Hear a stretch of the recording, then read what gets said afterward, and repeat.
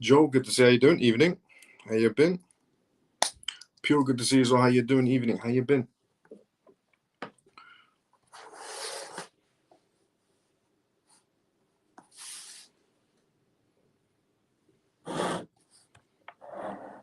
Comatose, good to see you. So how you doing? Hey, brother Miles and CMF, good to see you. So how you doing? Manny, good to see you. So evening. How you doing? How you been? Mike, good to see you. So how you doing? Good day.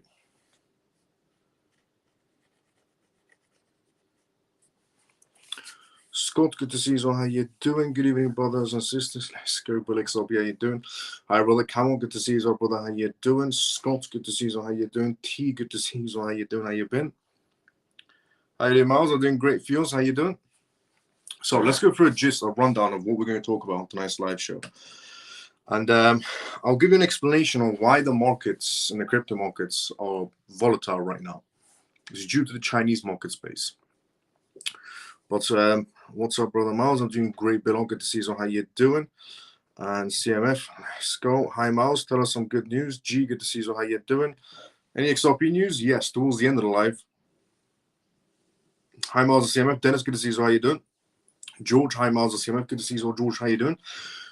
So, on tonight's episode of the CMF Live Show, we are going to be talking about Bitcoin ETF options, a perspective coming from Bloomberg. In other words, are we going to get a Bitcoin option this year by the end of the year, or are we going to get it in the first quarter of 2025? So it's a perspective coming out of Bloomberg, which the entire Wall Street listens to, and we should too as well. Then we're going to go through Bitfinex news, because Bitfinex is about to be receiving 120,000 Bitcoins from the United States government. And then we're going to talk about tonight's live show regarding Wisdom Tree. So Wisdom Tree for a while has been offering crypto services to institutions.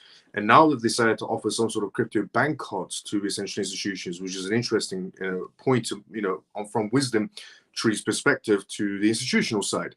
Then we're going to talk about Taiwan on tonight's live show as well. Taiwan's financial, essentially, watchdogs are preparing to test crypto custody services with local banks. So Taiwan is getting the ball rolling as well in terms of cryptocurrencies.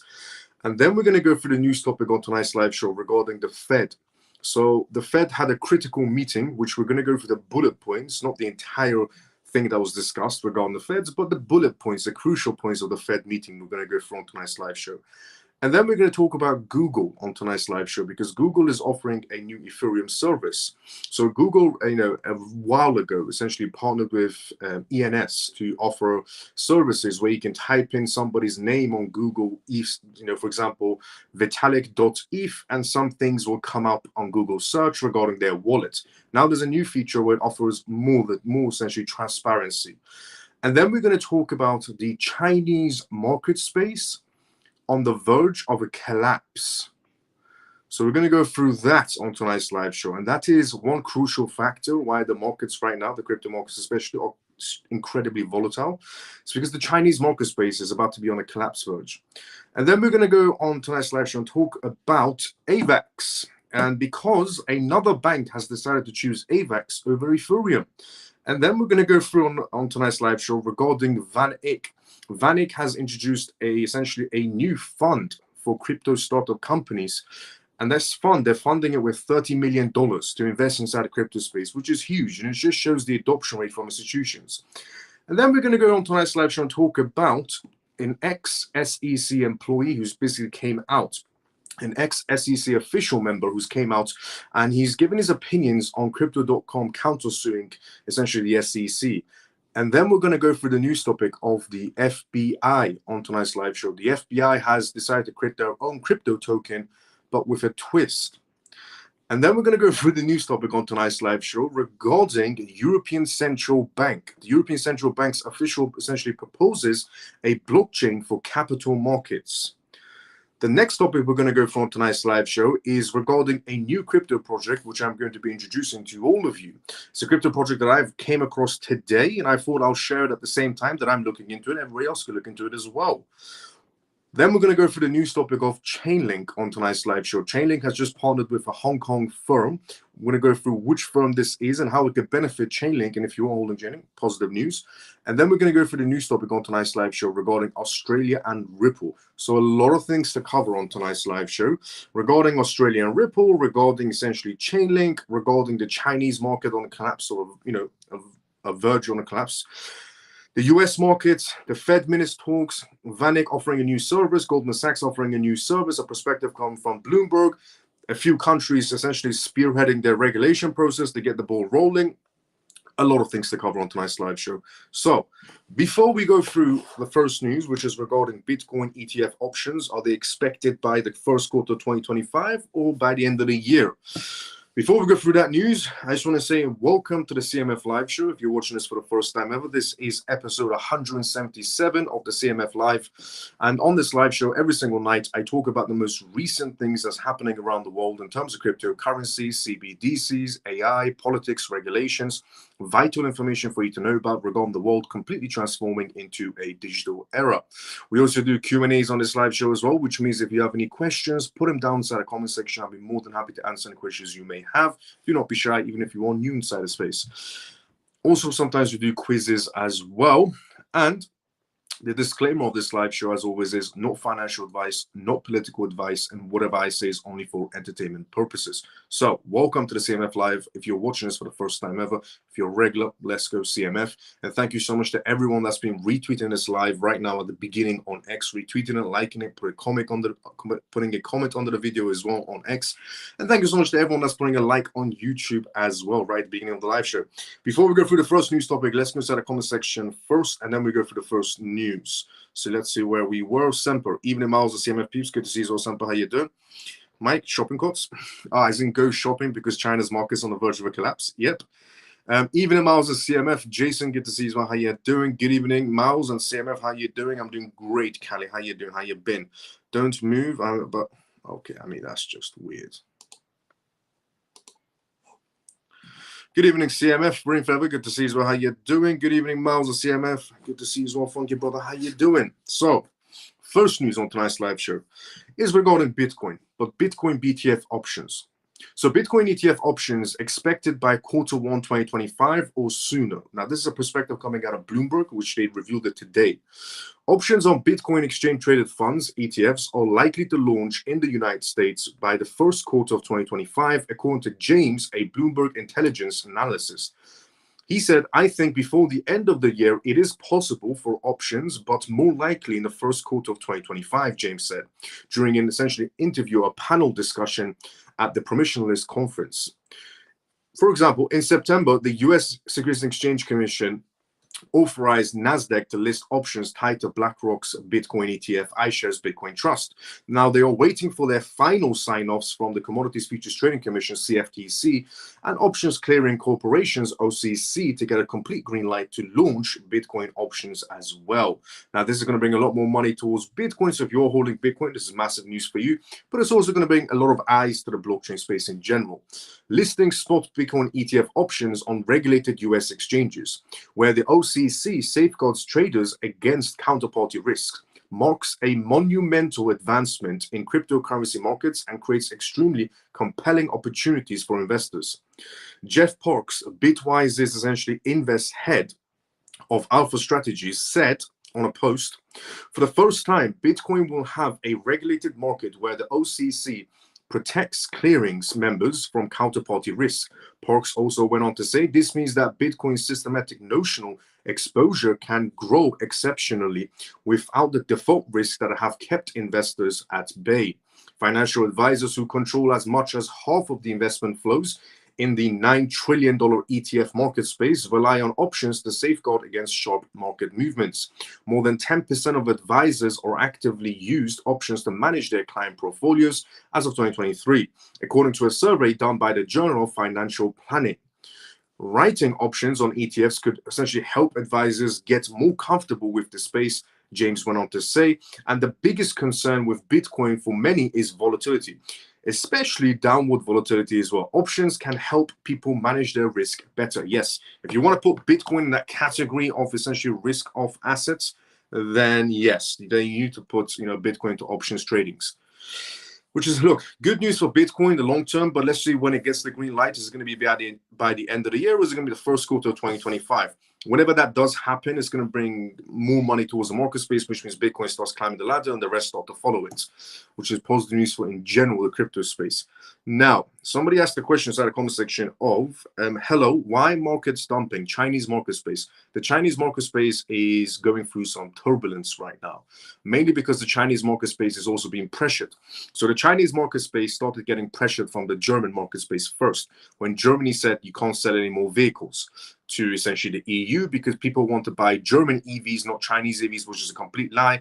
But the Chinese market space started getting some sort of a damage on that purpose. And then Canada decided to join in on that bandwagon as well, where Canada essentially said, we're going to put high tariffs on Chinese essentially market spaces. Today, the United States also put some high tariffs on the Chinese market space as well, which put more pressure on the Chinese market space, which today, when the Chinese market space opened up, they opened up on a massive negative. Now, a few days ago, Chinese officials said that they're going to be essentially pumping the market space, the Chinese market space, stock market, with over 115 billion, $114 billion over time, throughout time. And people thought, well, this is great for the Chinese market space. We can boost the market space finally. Until today, when the United States government decided to, essentially increase the tariffs on the Chinese market space, even on their semiconductors, which puts more pressure on the Chinese technology spaces. So in general, China's being pressured by France first, then Canada next. By Germany first, by Canada next, and the US today, which made their market spaces incredibly volatile. And people in China were expecting their markets to do better, since the government of China said they're going to be pumping the market space with a lot of money, which never came through. And because it never came through, and then the United States government today increasing the tariffs, made the Chinese market space go, which put a lot of pressure on essentially the Chinese market space in general. So, but we're going to go through that in more detail. I just want to give you a glimpse of what's actually happening.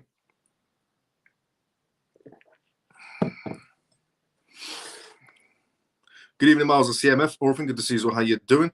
Why take long for XRP to get high price? Why take long for XRP to get high price? Well, it's because there's an appeal situation going on. Why Chinese get this tariff? Why the Chinese are getting this tariff? It's because they don't want the Chinese market space climbing the ladder too quick, so they have to pull it back down. Simple way to put it. Now, what we're going to talk about next, Lena, good to see you as well. How you doing? Greetings, Miles of CMF. Good to see you as well, Lena. How you doing? What we're going to talk about next is Bitfinex. The Bitfinex exchange is about to be receiving 120,000 Bitcoins from the United States government. You see, a very long time ago, a hack happened on Bitfinex exchange where two hackers were able to steal 120,000 Bitcoins from Bitfinex exchange. These two hackers were also crypto influencers, which were arrested a very long time ago. And the 120,000 Bitcoins were essentially confiscated by the United States government. At that period in time, Bitfinex decided to refund all of their essentially, compromised customers on their Bitcoins by offering them Bitfinex company shares and Bitfinex tokens and so on, just to confiscate on their Bitcoin issues.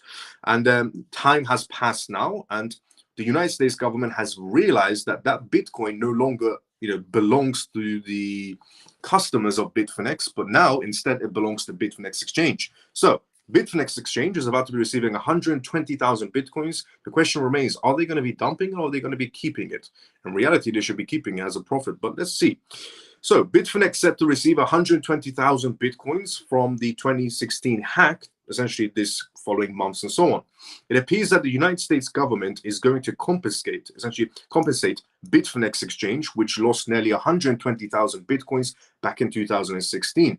In the report, the government claims that Bitfinex is the sole entity eligible for this significant compensation, as they have already reimbursed their customers through BFX tokens. In 2016, Bitfinex was hacked, resulting to a loss of nearly 120,000 bitcoins. Following this, the firm reduced customer funds by 36% to cover all their losses.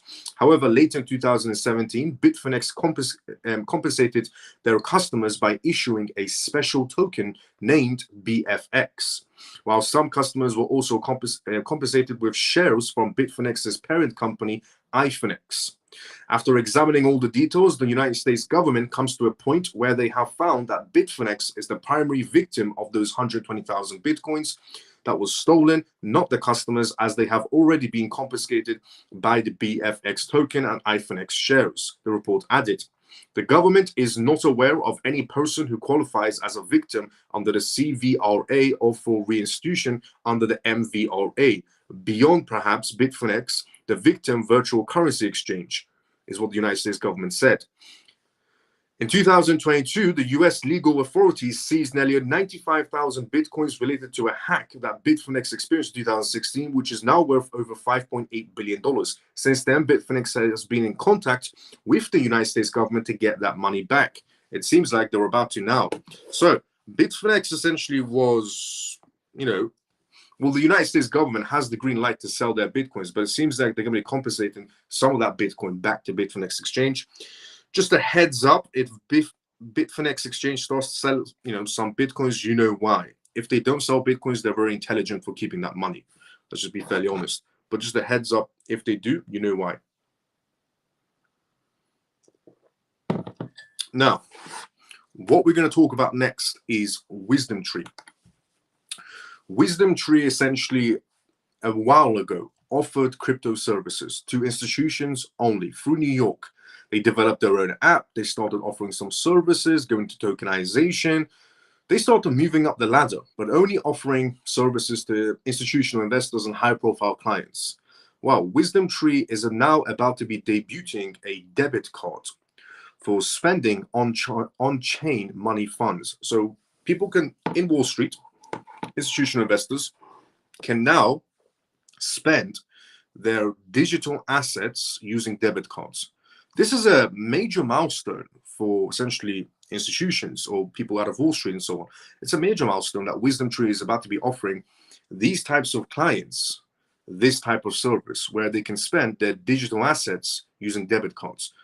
Now, yes, people on Wall Street or institutions can sign up for an Uphold bank card, for example, but they might not be able to because it doesn't offer inside the United States. But let's just say, they can, sign up for a Coinbase bank card. They won't do that because that caters more to retail section. But for, an institution like Wisdom Tree to be offering this service, it shows the adoption rate because it shows that, high-profile institutional clients want to be a part of the crypto space even more. They want to be able to use their assets in the real world. These are all positive notes. Before we go through that news, let's go to the comment section first. By the way, this is a live, so if you have any examples, if you have any questions, go for it inside the comment section. Could you give an example of BTC options? We don't have any inside the United States so far. It's similar to a BTC ETF, but it offers more safety for investors. So BTC options will offer a lot more safety to investors, which a lot of high-profile clients prefer to have because it's on the OCC. It's just high-profile security on your assets, especially for an asset like Bitcoin or cryptocurrencies in general. They're quite volatile sometimes. So essentially BTC options offers that safety net for institutions, more safety net than a BTC ETF. How much money I put for invest and get rich depends on whatever you want to go for. Whatever your budget is. So, Wisdom Tree. Wisdom Tree is debuting their debit card spending for on-chain money funds. Wisdom Tree is letting debit card holders spend directly from its tokenized on-chain money fund, according to an announcement made today by Wisdom Tree. The asset manager has added Wisdom Tree Government Money Market Digital Fund to its list of possible spending sources for its Wisdom Tree branded Visa debit card. This is what Wisdom Tree said today. By connecting a yield-earning asset directly to our spending functionalities, users can fund their daily purchases all within the app, with the funding mechanisms potentially earning yield every single day via the WTGXX investment until the investment is sold to facilitate the spendings. Will Peck from WisdomTree, digital head of digital assets, said in a statement. The W2GXX is a tokenized real-world asset fund comprising of the United States Treasury bills and other highly yield assets. It yields around 4.6% as of October 9th, WisdomTree said. The fund currently has approximately $12 million inside of it in assets under management, according to WisdomTree's own website.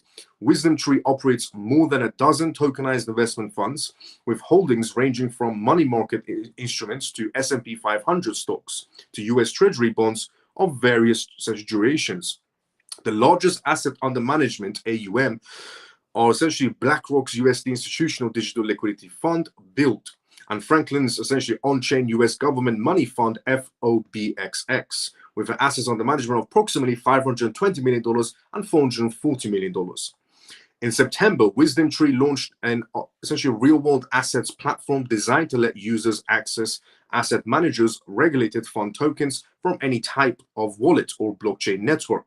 The platform, dubbed WisdomTree Connect, will essentially initially custody users' tokenized investment funds with third-party custodians while sending a digital record of ownership to the user's personal wallet, WisdomTree said.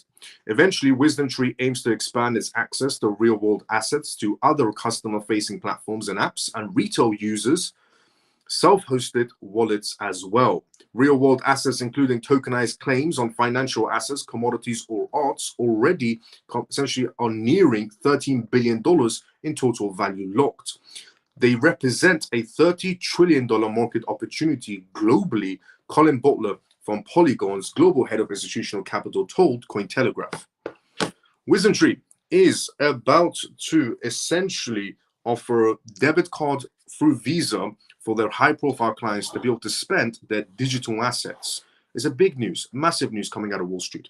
That Wall Street would even want this type of feature. It shows the adoption rate happening within the institutional space when they want Visa debit cards to spend their digital assets.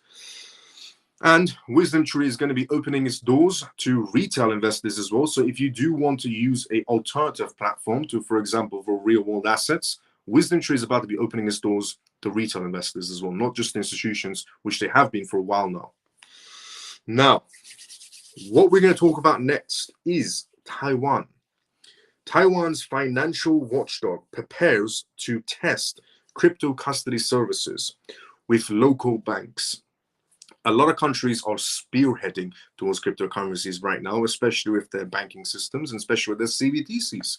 And Taiwan is one of those countries. Australia is also one of those countries as well now. We're going to go through that at the end of the live show. But before we go through that, let's go to the comment section first. If you have any questions, put it down in the comment section. I'll be more than happy to answer any questions you may have. This is a live.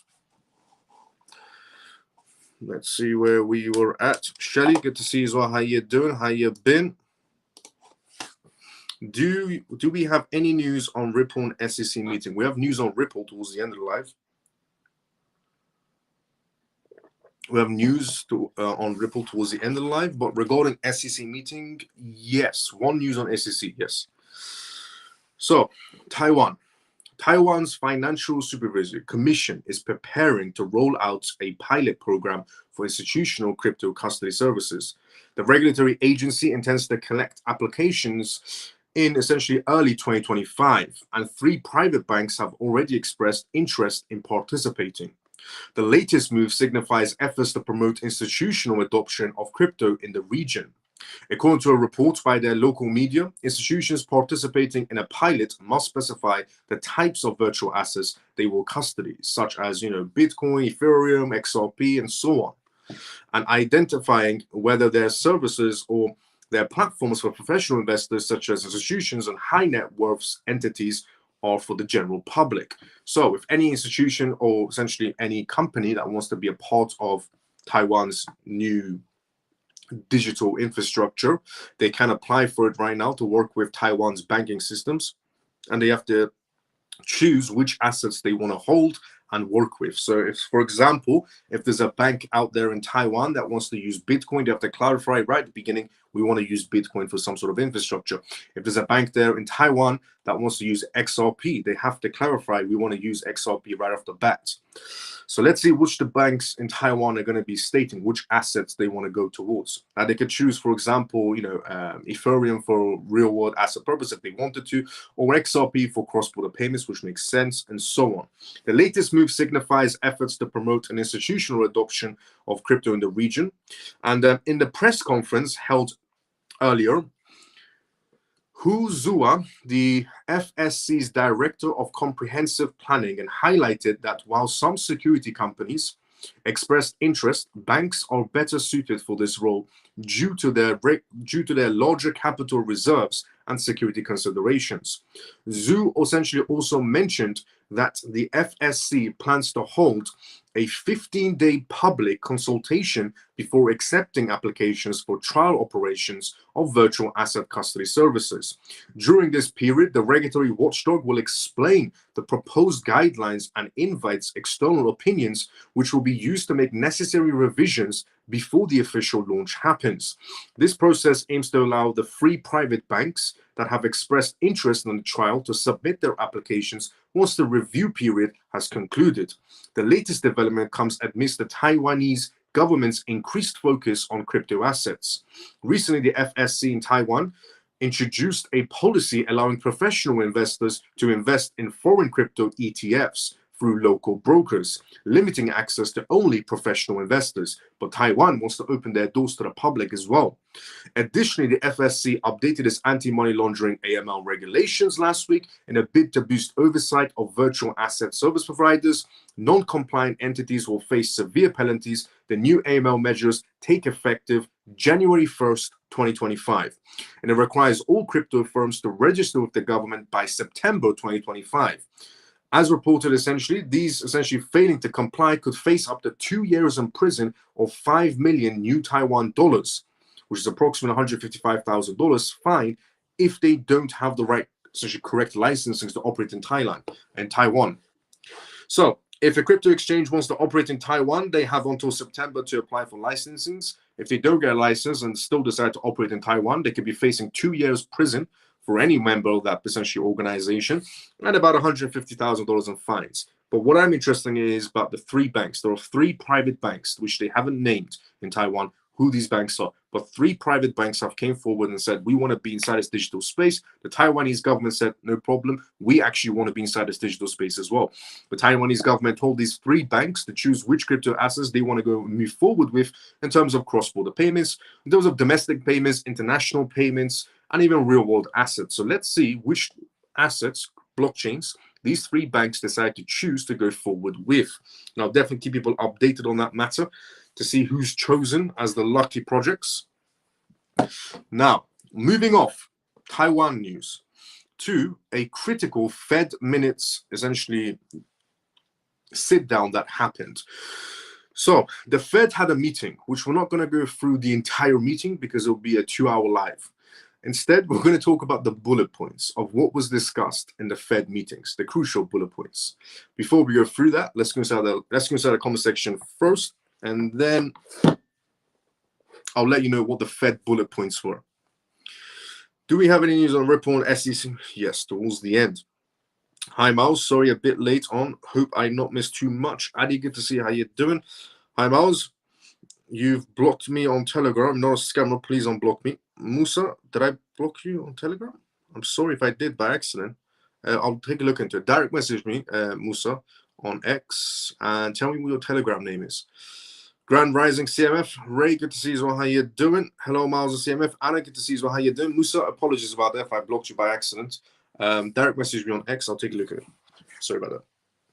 Now, direct message me on X, your name on Telegram.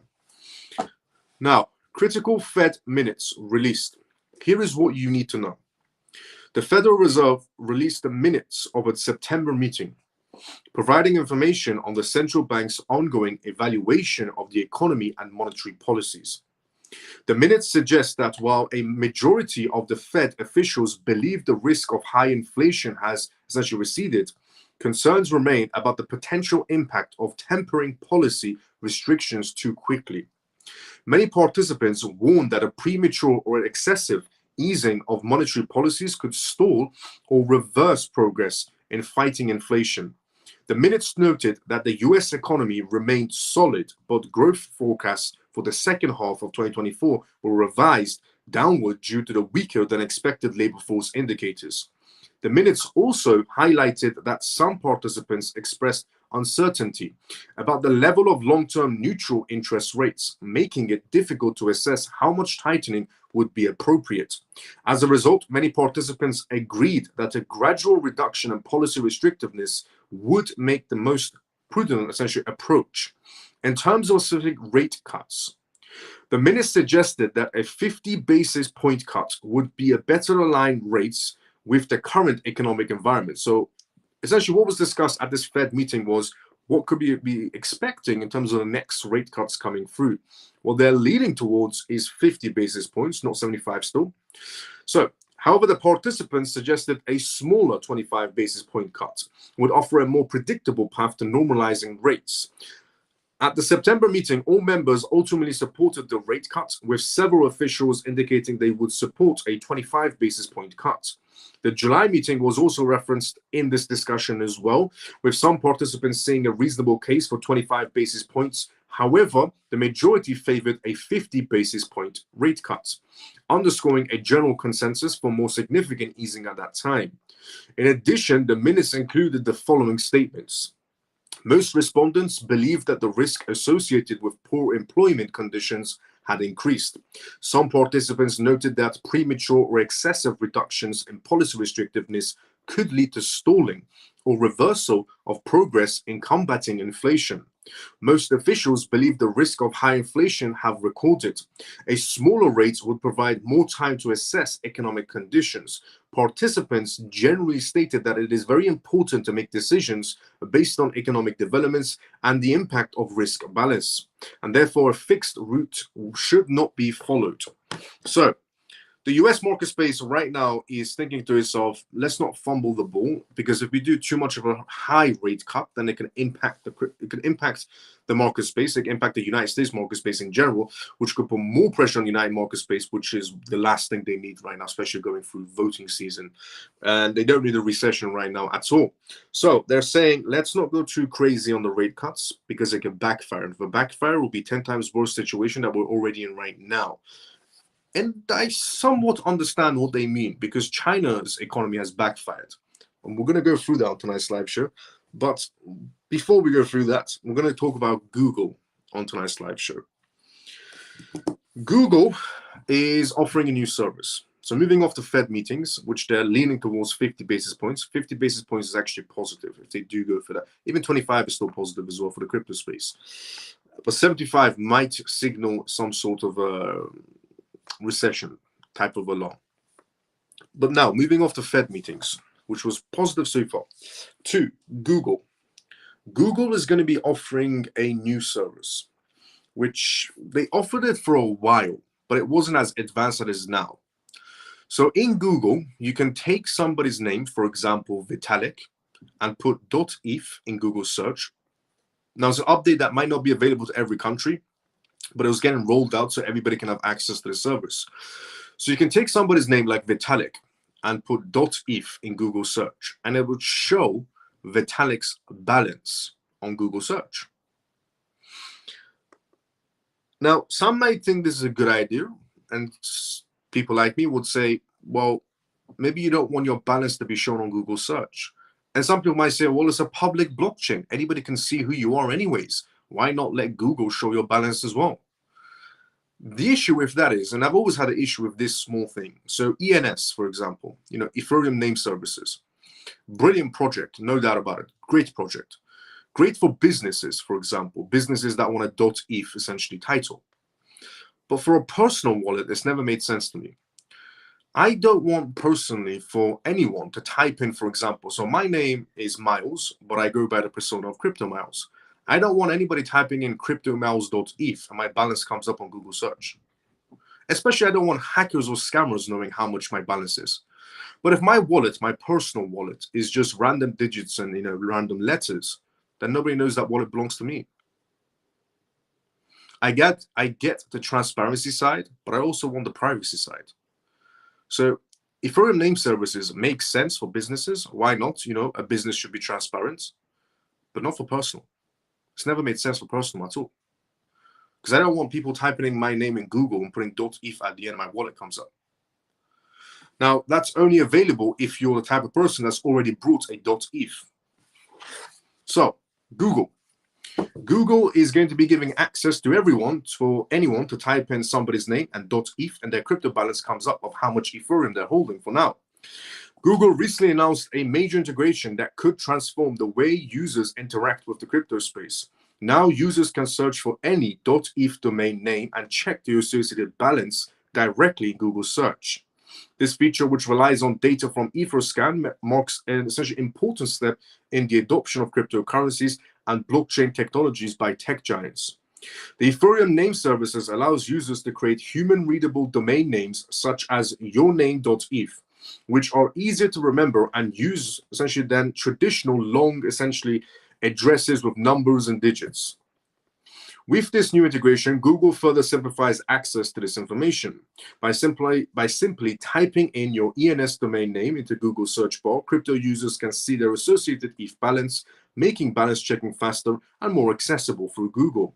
Google's integration of ENS domains could boost crypto adoption by making their users more user-friendly. Businesses and individuals can use personalized domain names for their transactions, which could encourage a wider, more frequent use of cryptocurrencies. Finally, the integration of ENS domains into Google search is a significant advancement in the crypto ecosystems. It simplifies access to financial information, enhances security, and could potentially accelerate cryptocurrency adoptions.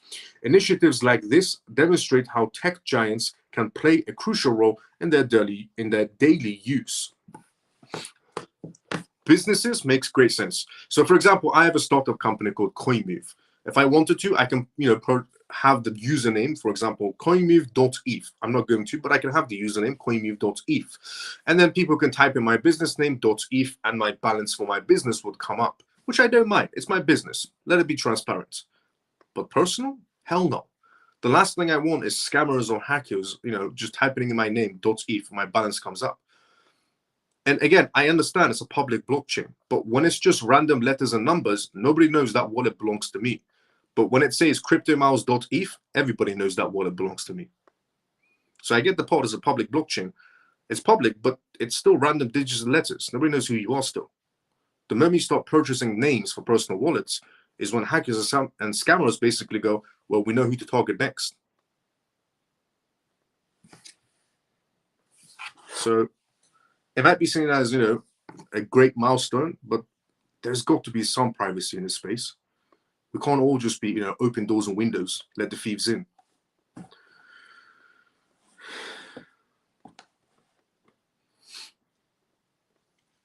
Now, what we're going to talk about next is China.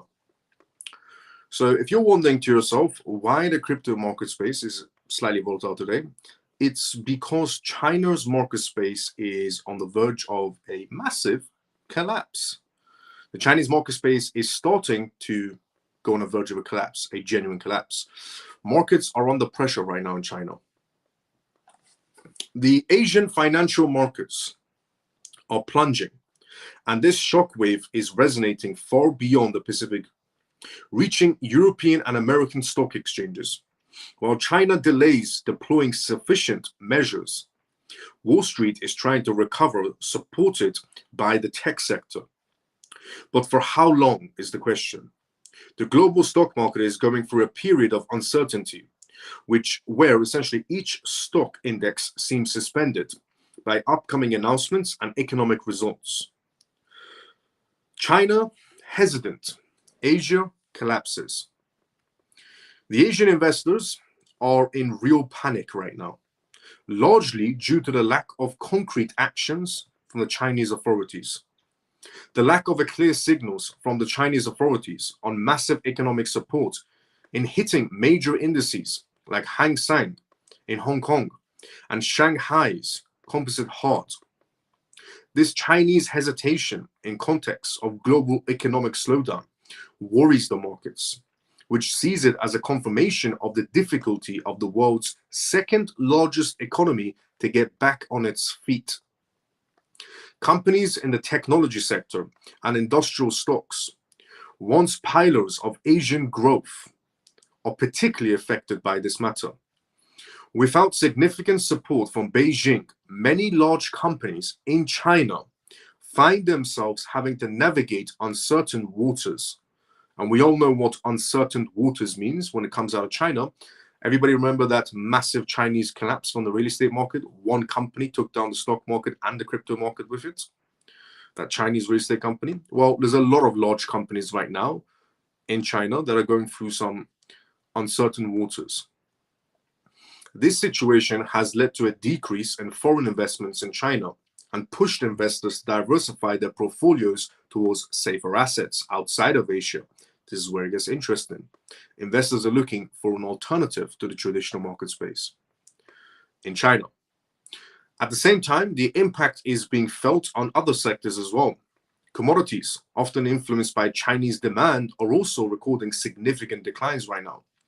The slowdown in Chinese demand for energy and metals weighs in on global prices, amplifying the sense of vulnerability in the financial market space. Wall Street in resilience mode, Europe under pressure. On the other side of the globe, Wall Street reacts with cautious resilience. Technology giants like Apple, Microsoft, and Google, dubbed the big tech, rise to the top as safe haven values for investors compared to the Chinese businesses. Their strength, fueled by robust profits and domination of global markets, somewhat reassures investors. However, this deficit might be short-lived if the situation in Asia keeps on persisting.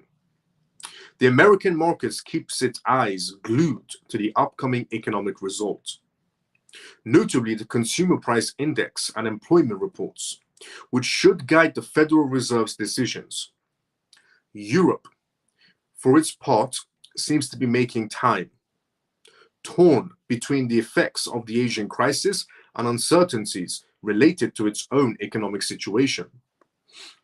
The European markets, especially the DAX in Germany and CAC 40 in France, have followed the massive selling movements observed in Asia.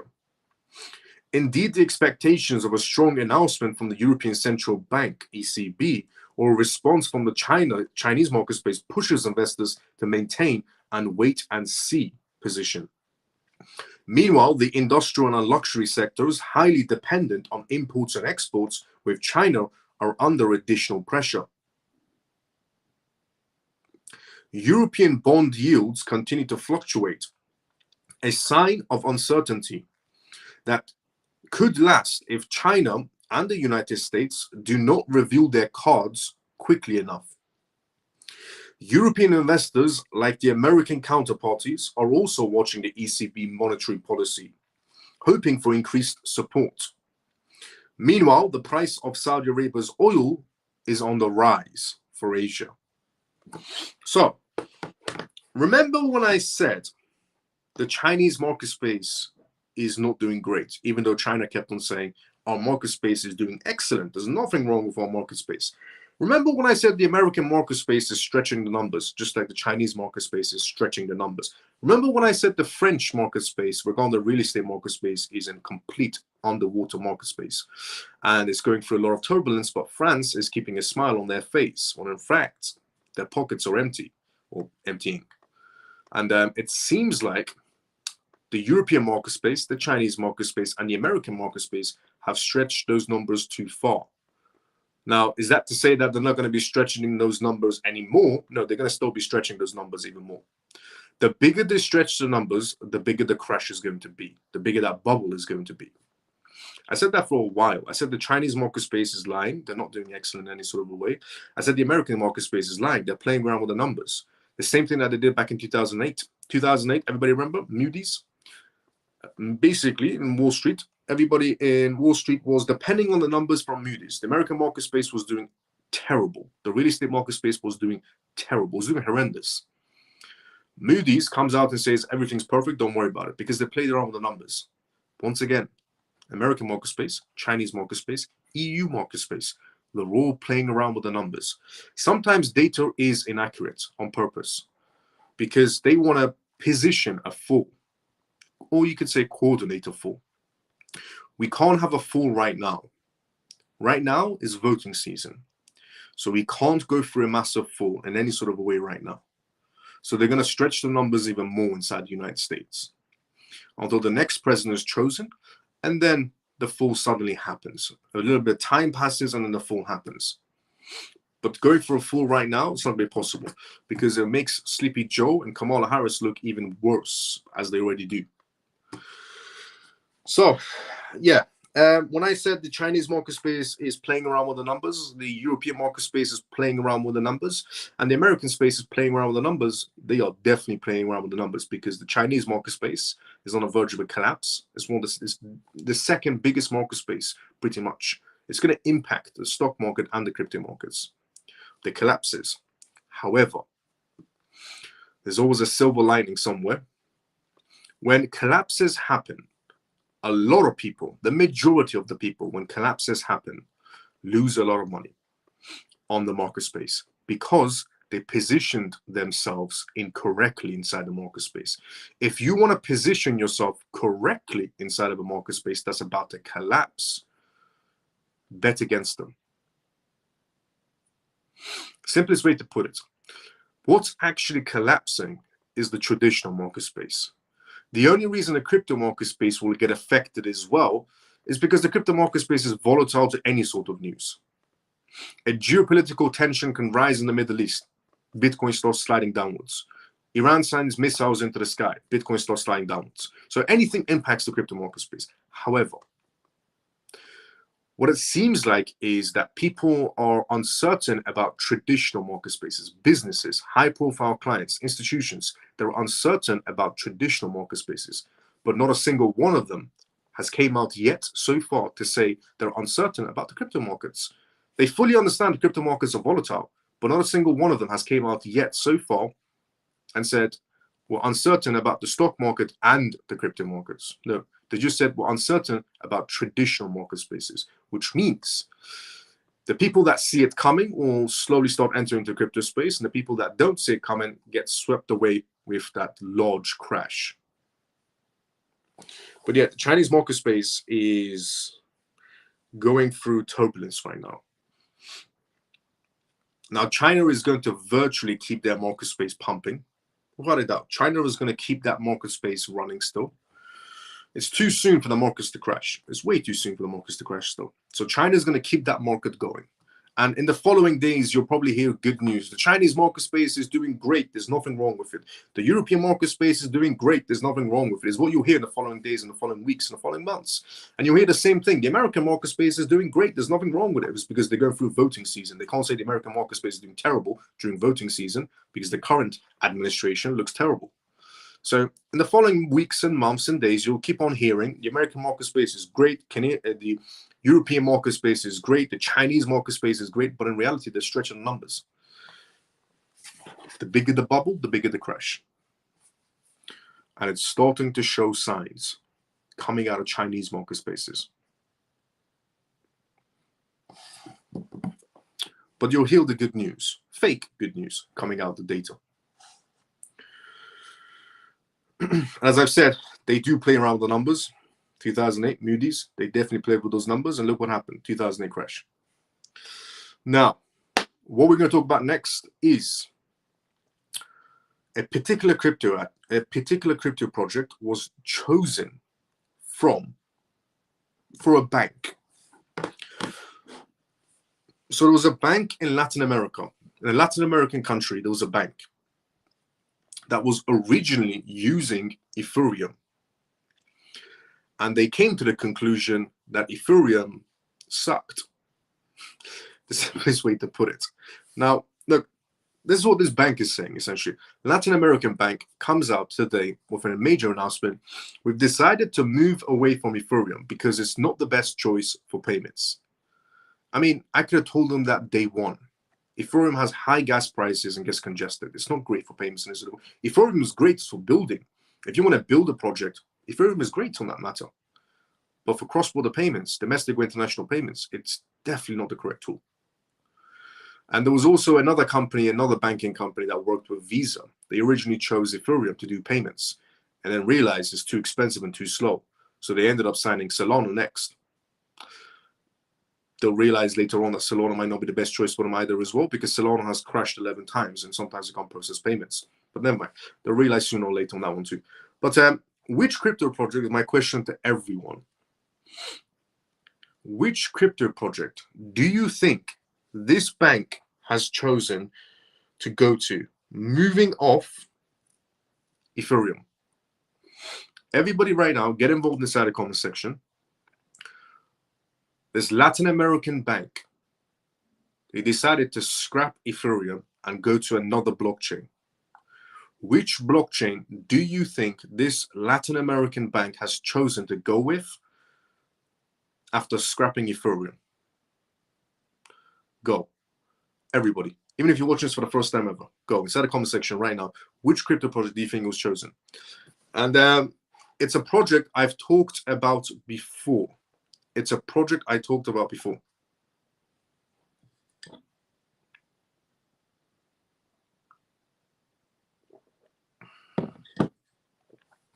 Okay, while you do that, let me go inside the comment section, read the comments on top.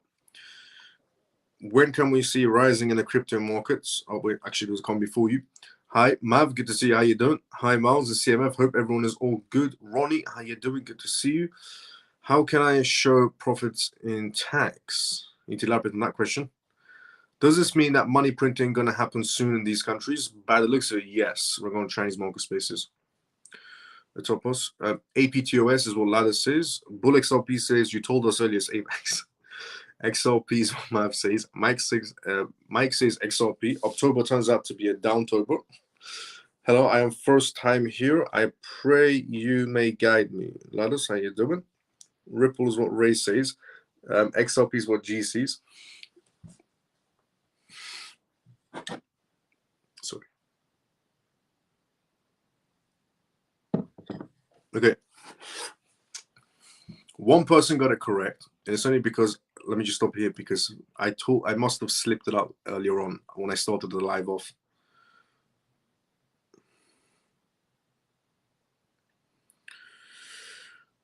Ripple XRP VChain 2 was what Mav says. Miles, is the bull run going to be in 2025?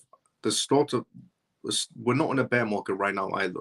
We're in a very manipulated, corrupted market, geopolitical tension market, corruption on the sides of the stretching numbers coming out of Wall Street, or the Chinese market space, or the ECB, the European Central Banks, and then the manipulation side as well, and then the geopolitical tension situation.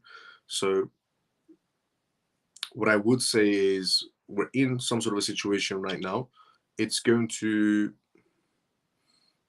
the markets are going to smooth out by the end of the year, and then 2025 will be even better.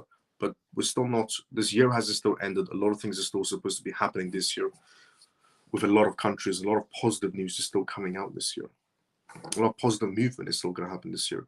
But we're in a highly corrupt, essentially corrupt, manipulated market space right now with a lot of geopolitical tensions. And those geopolitical tensions are going to continue in 2025 as well.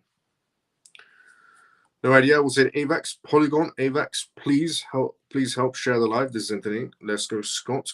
And let me just say one thing. I did slip it out earlier on. When are they going to turn on the printers?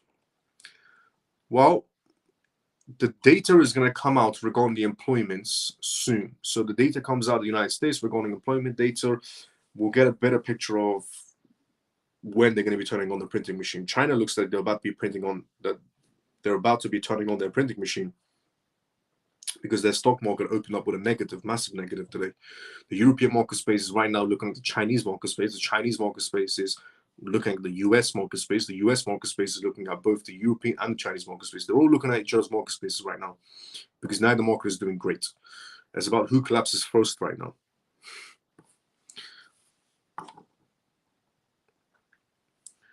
So AVAX, please share.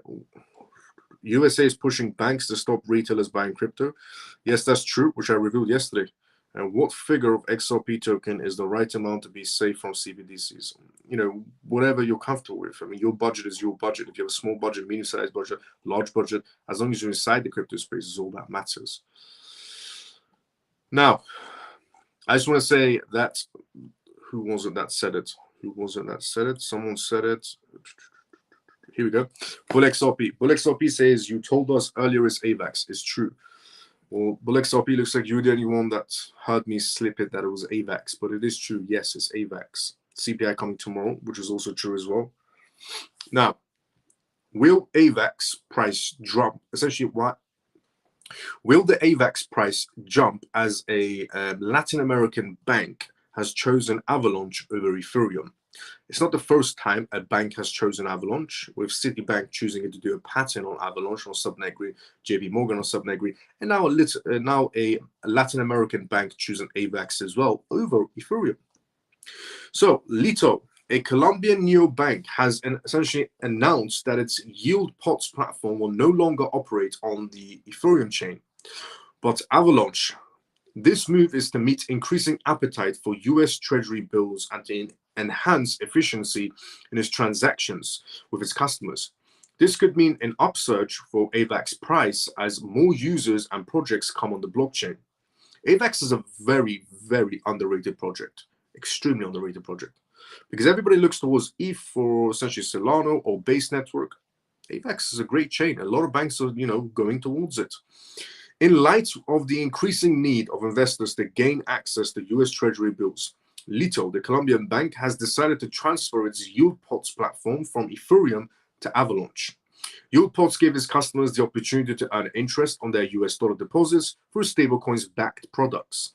In a statement, the company said that it had to expand and enhance the transaction process due to its increased user traffic, which necessitates the change. So apparently Ethereum couldn't handle the large clientele that the bank was going to be providing, and AVAX was the better choice for them, is what the bank is saying.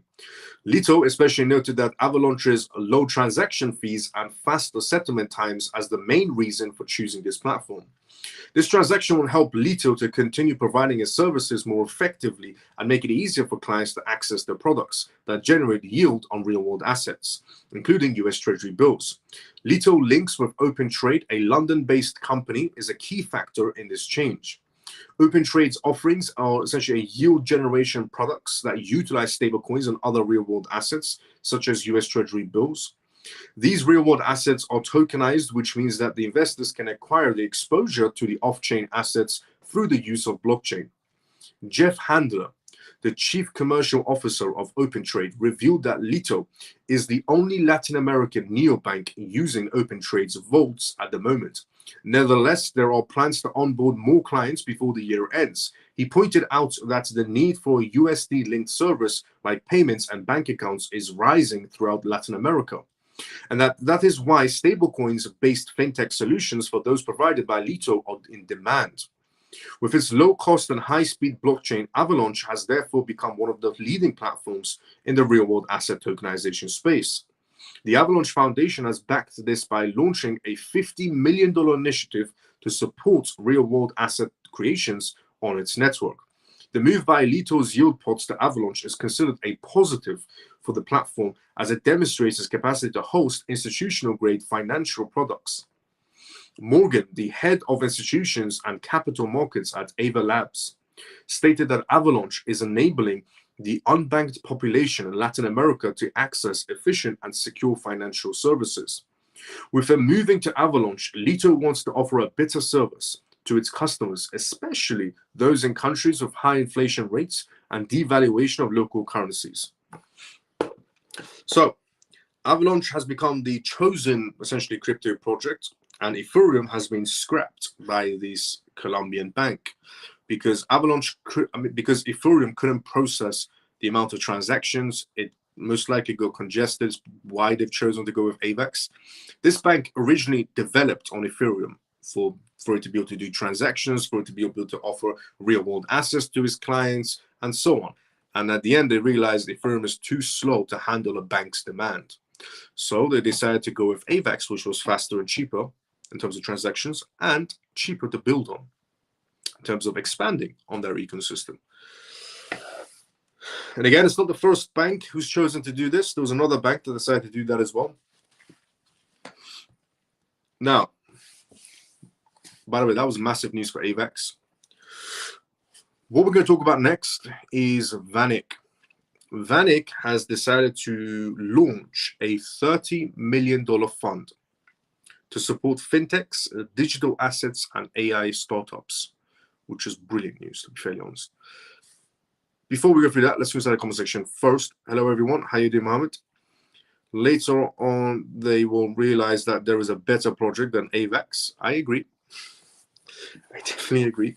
Are you saying that Avalanche is a good one to buy and hold, and what amount is good? What I am saying is essentially read into Avalanche. Don't buy anything you don't understand. Never buy anything you don't understand. So if you want to go for Avalanche, read about Avalanche, starting with their own website.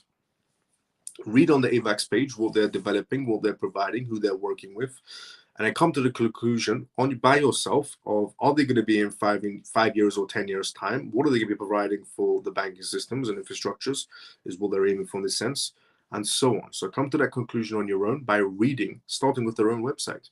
Grow your knowledge on any asset before you pursue it is what I would say. VanEck is what we're going to talk about next. VanEck Ventures launches $30 million fund to support fintechs and digital assets and AI startups. VanEck, a prominent global investment management firm, has launched VanEck Ventures, a $30 million early stage fund aiming at investing in innovative startups within the fintech, digital assets, artificial intelligence sectors. This move signifies VanEck's strategic foray into the venture capital space, aligning with its historical approach of identifying transformative investment opportunities earlier on. The fund is exclusively available to qualified purchasers and carriers significant risks, making it essential for potential investors to review for the private placements memorandum thoroughly before committing funds. John Van Eck, the CEO of VanEck, emphasized the firm's long-standing commitment to recognizing disruptive innovations. From their early investments in gold to their foresight in Bitcoin, he expressed enthusiasm for supporting founders who are shaping the future of finance through groundbreaking technologies. VanEck Ventures is particularly focused on investing in visionary founders who are redefining financial applications using emerging technologies like blockchain and the AI space. The fund's strategy includes investing in tokenized assets, internet-native financial marketplaces, and advanced payment systems utilizing stablecoins. Led by experienced investors, Juan and Watt, who previously managed Circle Ventures, the fund aims to make between 25 to 35 investments inside the crypto space and AI space, with individual investments ranging from $500,000 to $1 million per project. They have already made 4 undisclosed investments, showcasing their proactive approach in the venture space. Both Logan and Lopez highlighted the transformative potential of stablecoins, blockchain, and AI, noting that these elements are creating a unique opportunity for innovative financial solutions. Their goal is to partner with ambitious founders who are at the forefront of these developments, positioning VanEck Ventures as a key player in evolving landscape finance and technology. It's great to see regarding massive institutions who, were a while ago against the crypto space in general, crypto, AI, and so on, as far as a Ponzi scheme, now to be, having an open mind, creating a venture capital arm for their own firm. VanEck is a massive company, a lot of resources, a lot of money. And they decided to open up a department just for investing into blockchain or AI. These are all positives because if VanEck's going to be doing this movement, then other companies will follow in suit one by one, which adds more money and more eyes from high-profile investors on the blockchain space. So good news all around.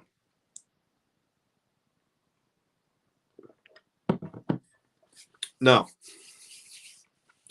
what we're going to talk about next is Crypto.com and the SEC.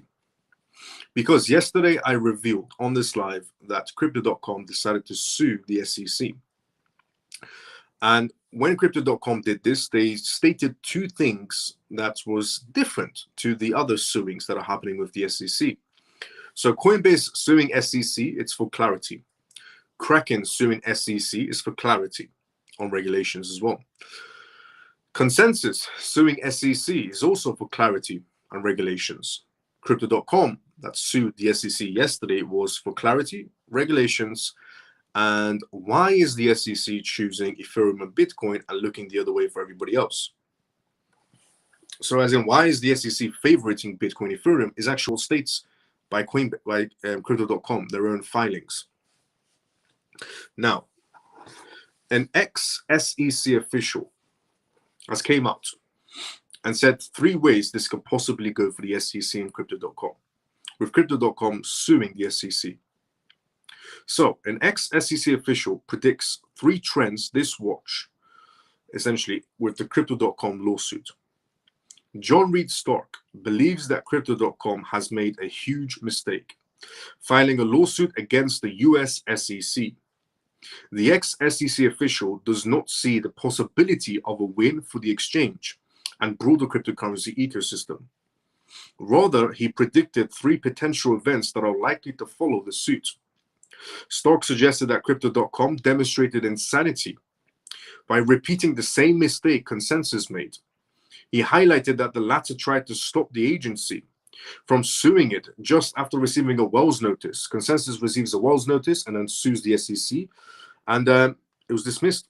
Ordinarily, the expectations that the exchange would file a lawsuit afterwards. Instead, Consensus filed a lawsuit against the regulator in Texas federal court. However, the case was dismissed in favor of the SEC. The ex-SEC official's opinions on Crypto.com is doing the same thing over and over again and expecting a different result. Unfortunately, Stark does not see the possibility of any different results coming out of the SEC. Like in the case of Consensus, Stark predicts that the Crypto.com exchange lawsuit against the SEC will be dismissed on the basis of lack of essentially some sort of merit. Next, he predicted that the agency will file a full enforcement action against the exchange Crypto.com in the coming weeks. Should this happen, Crypto.com may enter into a season of legal debacle situations, requiring the services of several lawyers for Crypto.com. Stark does not think these lawyers will be capable of getting Crypto.com victory in the legal fierce SEC. His final prediction is that these lawyers representing the exchange would buy beach houses from the fees acquired during these trials, and that the ex-SEC official suggests that Crypto.com and other crypto exchanges that are suing the SEC is never a great idea. At the same time, a stronger argument could also help Crypto.com overthrow the SEC. So, this ex-SEC official member comes out and says Crypto.com has no hope in hell of winning against the SEC because the SEC will win against anyone. This ex-SEC official member is the same man that said Ripple will lose against the SEC. And we all know how the result of that one was. Ripple won. So it's the same man that's now saying Crypto.com, bad idea. Nobody should sue the SEC. Well, if we don't sue the SEC, how is Gary Gensler supposed to know he's doing his job properly? Well, we all, if in the which is a stupid opinion to have, the ex-SEC official member has basically came out and said, whatever Gary Gensler says, you should say, yes, sir, and never go against the agency. It's not a dictatorship. He's a chairman of the SEC. If he's wrong, we're going to prove that he's wrong. We're not just going to say yes, sir, to Gary Gensler with any absurd, hypothetical, essentially, whatever that Gary Gensler does come up with. The man lies. Gary Gensler is a bit of a, he's a very big tool. But what this ex-SEC official member has said is just absurd. And for him to state nobody should go against the SEC, why sue the SEC? Because he's not doing his job properly. It's like he was born yesterday. And for him to say nobody will, essentially win against the SEC, Ripple did. And I also made a tweet about that today as well. That very simply, to anyone out there that thinks that Ripple lost against the SEC, winners don't essentially appeal cases, losers do. Let that one sink in. Now, what we're going to talk about next, moving off, Crypto.com might not have a chance at all against the SEC, and nobody should sue the SEC, which is a ridiculous thing to say. 2, FBI. The FBI created their own crypto token. but it's not what you think. So the FBI didn't create a crypto token so people can make a lot of money. They didn't create a crypto token to manipulate the market space in a sense. What the FBI did was create a crypto token to catch companies or people that manipulate crypto asset prices. So a very simple example is this is what the FBI is trying to do, and it worked. All of these meme coins that get pumped inside the market space every second, if you have an application like Dex Screener, for example, if you go to Dex Screener and you turn on all chains, about every second you'll see a new meme coin just pump out from different chains. So the FBI thought to themselves, why are these random meme coins that are made 2 minutes ago instantly getting $1 million pumped into them, or hundreds of $1,000s, and then $1 million, and then $2 million, and then $5 million? And the FBI thought to themselves, is it genuine people buying into it, or is it bots, or so on? So the FBI realized, after creating a token and going undercover inside the crypto space, they realized that there are certain companies out there and certain people out there, especially on X, that would pump those meme coins for a certain fee. So if you ever wondered to yourself, I already knew this, but it's nice that the FBI is doing this. But if you ever wondered to yourself why a random meme coin that's just came out 5 minutes ago is suddenly pumping, it's because it's fake. It's mostly bot transactions. But the FBI created a token, made contact with a few of these people and these companies, about 30 companies or people included into it, and said, we've made this new token. How much do we have to pay you to pump it for us so we can get a lot of people into our assets? And these companies thinking, well, this is just another meme coin. These are our prices. So the FBI makes the transactions. They pump the token, and they get arrested afterwards. They all get lawsuits and arrested. FBI founded its own altcoin. Here are the details. The FBI created its own alt token called Next Fund AI token and used the services of accused firms to catch them. According to the recently announced information, the US government has accused 4 different cryptocurrency companies and 14 individuals for manipulation on prices. It was noted that these were market-making companies inside the crypto space. One of the companies in questions was accused of meme coin price manipulation even a year ago. The FBI has taken the unprecedented step of creating its own cryptocurrency token and company to identify, block, and bring these essentially scammers to justice. The published statement included, following what just happened, Next Fund AI token was a cryptocurrency. This is what the FBI said. Next Fund AI token was a cryptocurrency token created by the law enforcement's FBI. Next Fund AI ran on Ethereum blockchain and was a security. Interesting part is the FBI called their own token a security, and it was developed on Ethereum chain. But yeah, the FBI decided to take matters into their own hands.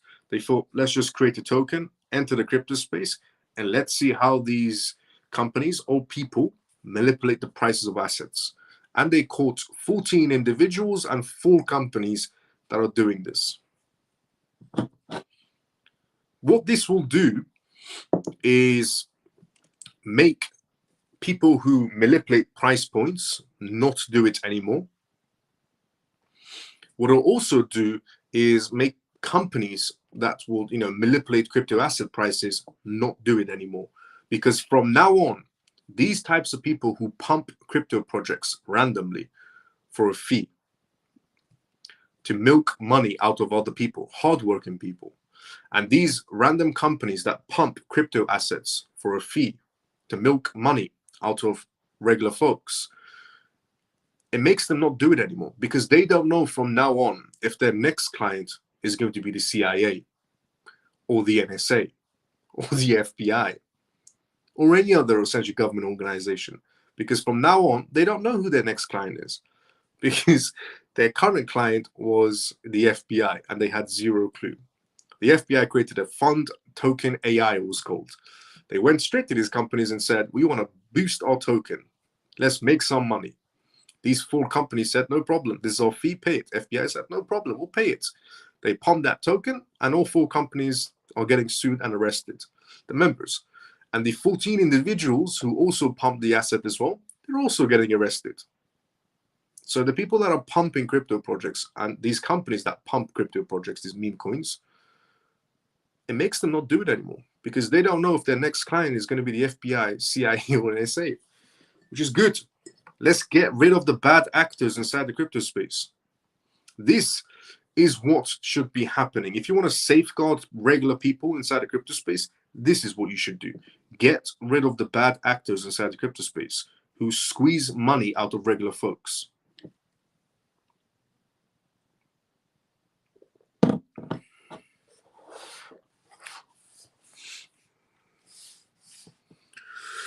Another question, Miles? Yes, what's your question? Let me see. Let's go to the comment section before we go through the next question. But this is the best operation I've ever seen from the FBI inside the crypto space. But what's also interesting is they called their own token as security. It was designed on the Ethereum chain. The FBI token was on the Ethereum chain. So I got, let's see where we're inside the comment section. By the way, this is a live. So if you do have any comments, put it down inside the comment section.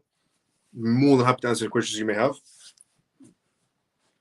Okay, let's see where we were inside the comment section. We were here. So I got it right even that I missed the intro. A question, please. Does the increase in the number of cryptocurrencies and their large number increase their market value or decrease it? I apologize for the naivety of the question. Okay. Does the increased number of cryptocurrencies and their large number of increase their market value? Do you mean if a crypto project has a large token supply, does it impact their market price? Yes. The larger the supply, the more money needs to be pumped into it to reach a certain price point. Yes, it impacts it. But it depends also what that figure is, and it depends what that crypto project is trying to achieve. I mean, if we're talking about a token of, if we're talking about a crypto project that has 1 trillion tokens, then no, that project is never going to be reaching 1 cent. But if we're talking about a crypto project that has 100 billion tokens, it can reach certain numbers due to the utility purposes it may have. Another question, please. Has the founder of Bitcoin been revealed or not? And has the wallet of the founder of Bitcoin, which contains 1 million Bitcoins, really moved or not? On the question of, is the founder of Bitcoin revealed? No. So HBO did a documentary, which I've still only seen bits of. I haven't seen the whole thing, but I knew it was going to be an absolute nothing. I reviewed about the HBO documentary coming out about a week ago. And I said that they're going to be coming out and, doing a documentary of who's the Bitcoin founder. So they chose a few people, and the last result was somebody else by the name of Todd, for example. And even that person came out and said, I'm not the Bitcoin founder. Bitcoin's founder wallet, there's been 0 transactions still. And but they haven't revealed who it is yet at all. Now, also, is this documentary by HBO just one big, massive distraction? Because for the longest time, everybody thought it's either a random person,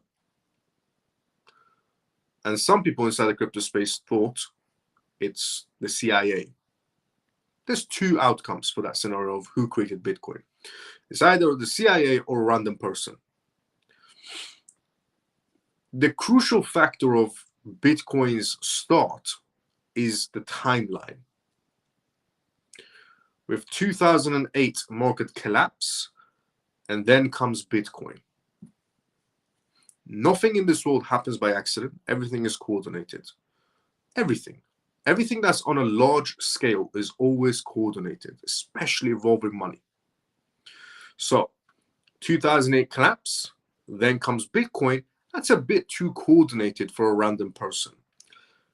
This random person had to be probably extremely intelligent to get the timing correct, or it was a government entity that created Bitcoin.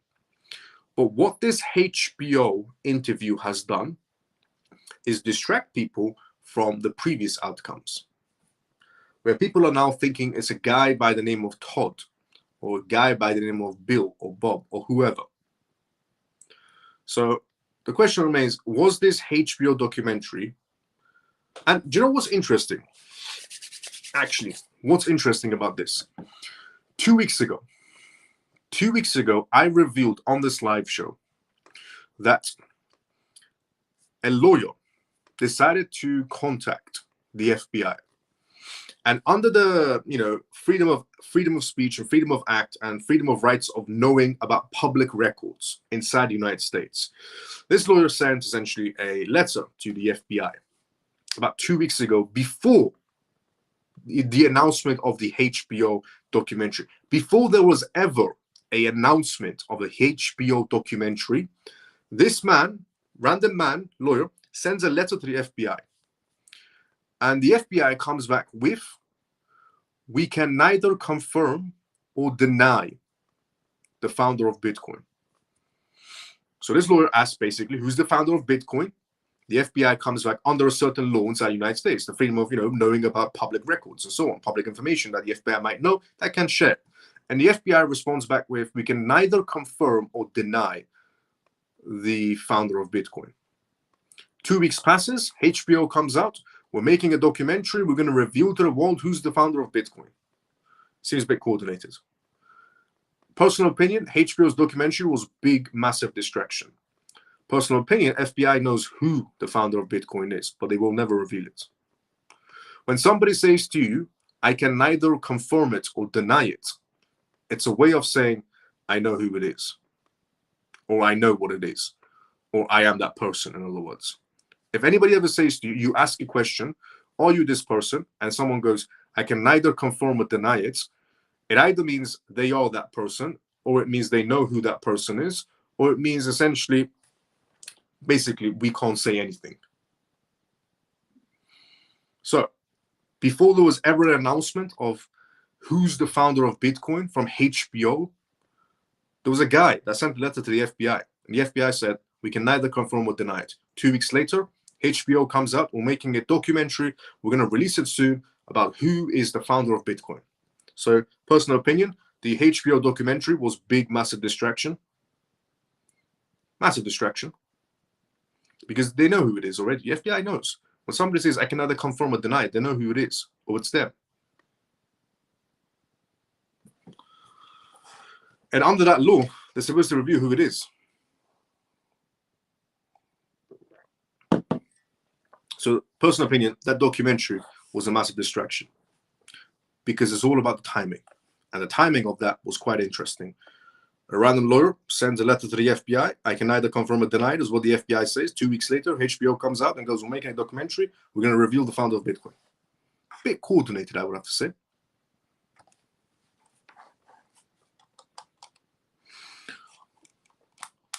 And now we have people talking about it inside the crypto space all around the world on X. People are saying, we think it's this person, this Todd person. We think it's this Bob person. We think it's this Bill person. Distraction? It's always about the timing.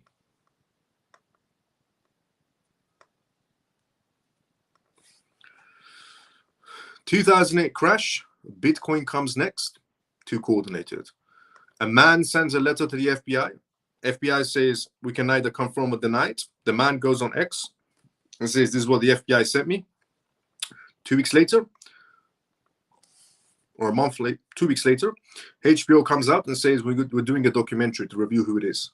Is it to keep, because people, when that man came out and said, the FBI said we can either confirm or deny it, people started thinking to themselves, it's definitely the CIA. People started tweeting about it. It's definitely the CIA. It's definitely the FBI knows who it is. And now HBO, suddenly, 2 weeks after that letter from the FBI, makes a video, makes a documentary, which came out yesterday. And now what is everybody talking about? Nobody's talking about the CIA or the FBI situation. Everybody's talking about is Todd. Everybody's talking about X is Todd. It's Bill. It's Bob. That's the creator of Bitcoin. Too coordinated. The FBI, the Bitcoin documentary, in my own opinion, was one big, ginormous distraction. It's always about the timing. Because it distracted people away from the original, essentially debate, which was about 2 weeks before that documentary, which was about that man sending a letter to the FBI. And everybody on X was talking about it and going, it's the CIA, it's the FBI, CIA, it's the FBI. HBO comes out with a documentary, it's Todd, it's Bill, it's Bob. Too coordinated. That documentary was one big, massive distraction. So always about the timing.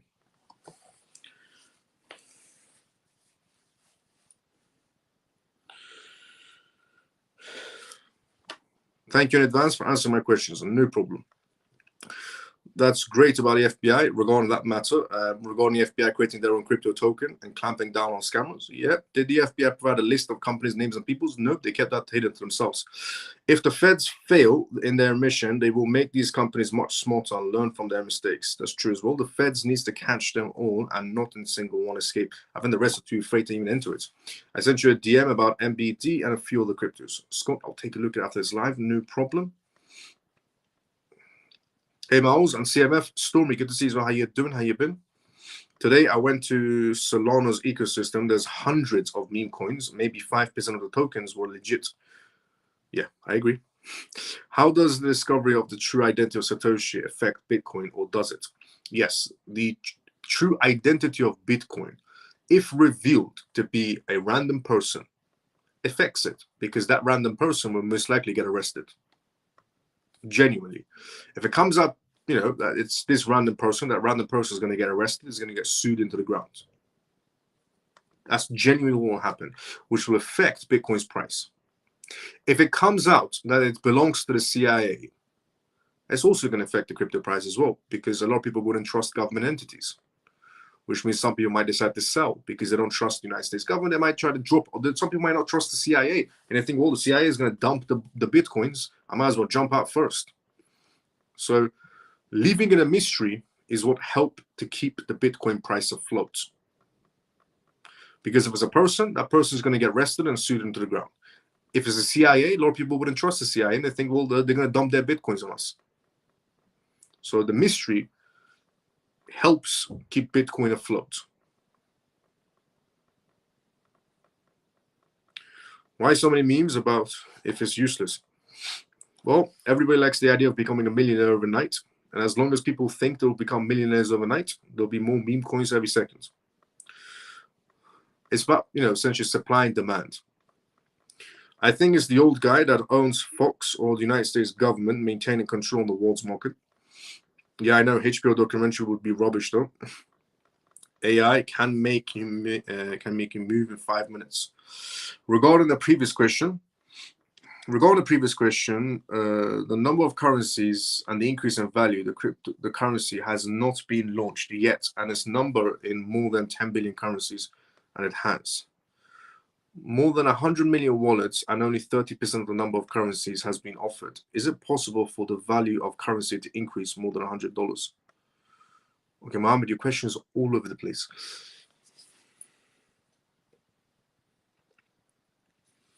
Regarding the previous question, okay, regarding the number of currencies and the increase in value, the currency has not been launched yet. So you're talking about a crypto project that hasn't been launched yet, and its number is in more than 10 billion currencies.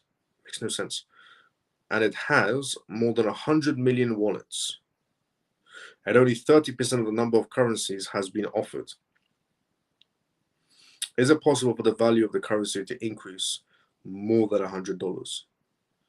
Yes, as long as the rest, okay, to a certain extent, I'm understanding what you're saying.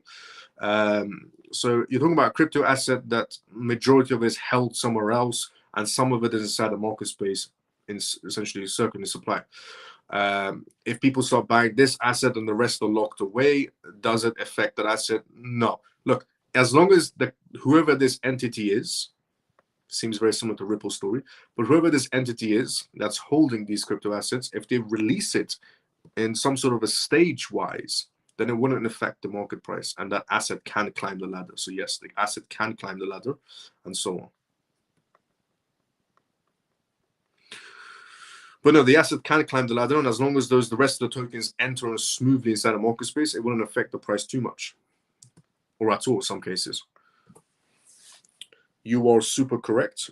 Let's go Bull XRP. Regarding the documentary seems distracted. Yes, everybody's distracted right now about the Bitcoin founder. Who is the Bitcoin founder? Everybody's talking about it. It's Bob, it's Bill, it's Todd. It's no one. It's none of these people. It's all about the timing. Why is BlackRock and Vanguard so corrupt? They seem to be mentioned in so many scandals. Always seem to be leaking in the background. Also heard they have a stake in HBO. I'm going to do some research to confirm what all they've had in their hands in. Let's go, Stormy. Which coin is in your portfolio list? A lot of tokens. But what you should know about me is two categories matter the most to me. The two categories that matter the most to me is money going digital and data. So in a digital world, data is pretty much the next oil. Even Saudi Arabia, who has a lot of oil, even them, they stated data is the next oil. In a digital world, everything relies on data. AI needs data. Gaming needs data. Web3 needs data. A digital world in general needs data. So the data category is, number two, my category. So who's number one? Finance category. Money going digital is the number one category. Money going digital, number one category. The rest of the categories are good as well in their own sense. AI is good in their own sense, but the best AI companies out there that don't really have tokens. The biggest AI company out there, which is OpenAI, is very soon, the way they're essentially getting their seed money in is going to become a $1 trillion company by the looks of it, because they're raising a lot of money. But the biggest AI companies out there don't actually have tokens. So just a heads up for everyone as well who's inside the AI space, just a heads up for you. The reason, for example, Ocean and Fetch and AJX and those tokens, those AI tokens inside the crypto space, partnered up together to make the super intelligence AI token, it wasn't a sign of a milestone or breakthrough. It was because a sign of weakness, because they wanted to compete with traditional AI companies that aren't, that don't have tokens and not in the blockchain space. So we're putting that to one side. The rest of the categories inside the crypto space, we're going the Web3 category, the AI category, the gaming category. Even the gaming category, it's flimsy because gaming market space is massive. The gaming market space, and whenever the metaverse scenario will take off, the metaverse will become a million, billion, $1 trillion market space without a doubt. Whenever it does take off, it will become a $1 trillion market space. Whenever it does take off, but however, it's still a niche category where it's, as long as people are interested in that, essentially game, that game will do well and the token will do well. And that's a big issue, because if people start losing interest in that game, or a better game comes out in the gaming category of blockchain, then people start moving away from that game and going to the next one. It's just how it works. It's like, for example, the new FIFA comes out. Everybody will run towards the new FIFA, correct? The simplest way to describe the gaming category to everybody inside the crypto space. The gaming category is an important category. The gaming will become a massive industry, but it's a category you have to keep on jump from token to token to token to survive. So here's an example. The new FIFA game comes out. Everybody will run towards the new FIFA. And then the new GTA comes out. Everybody will run.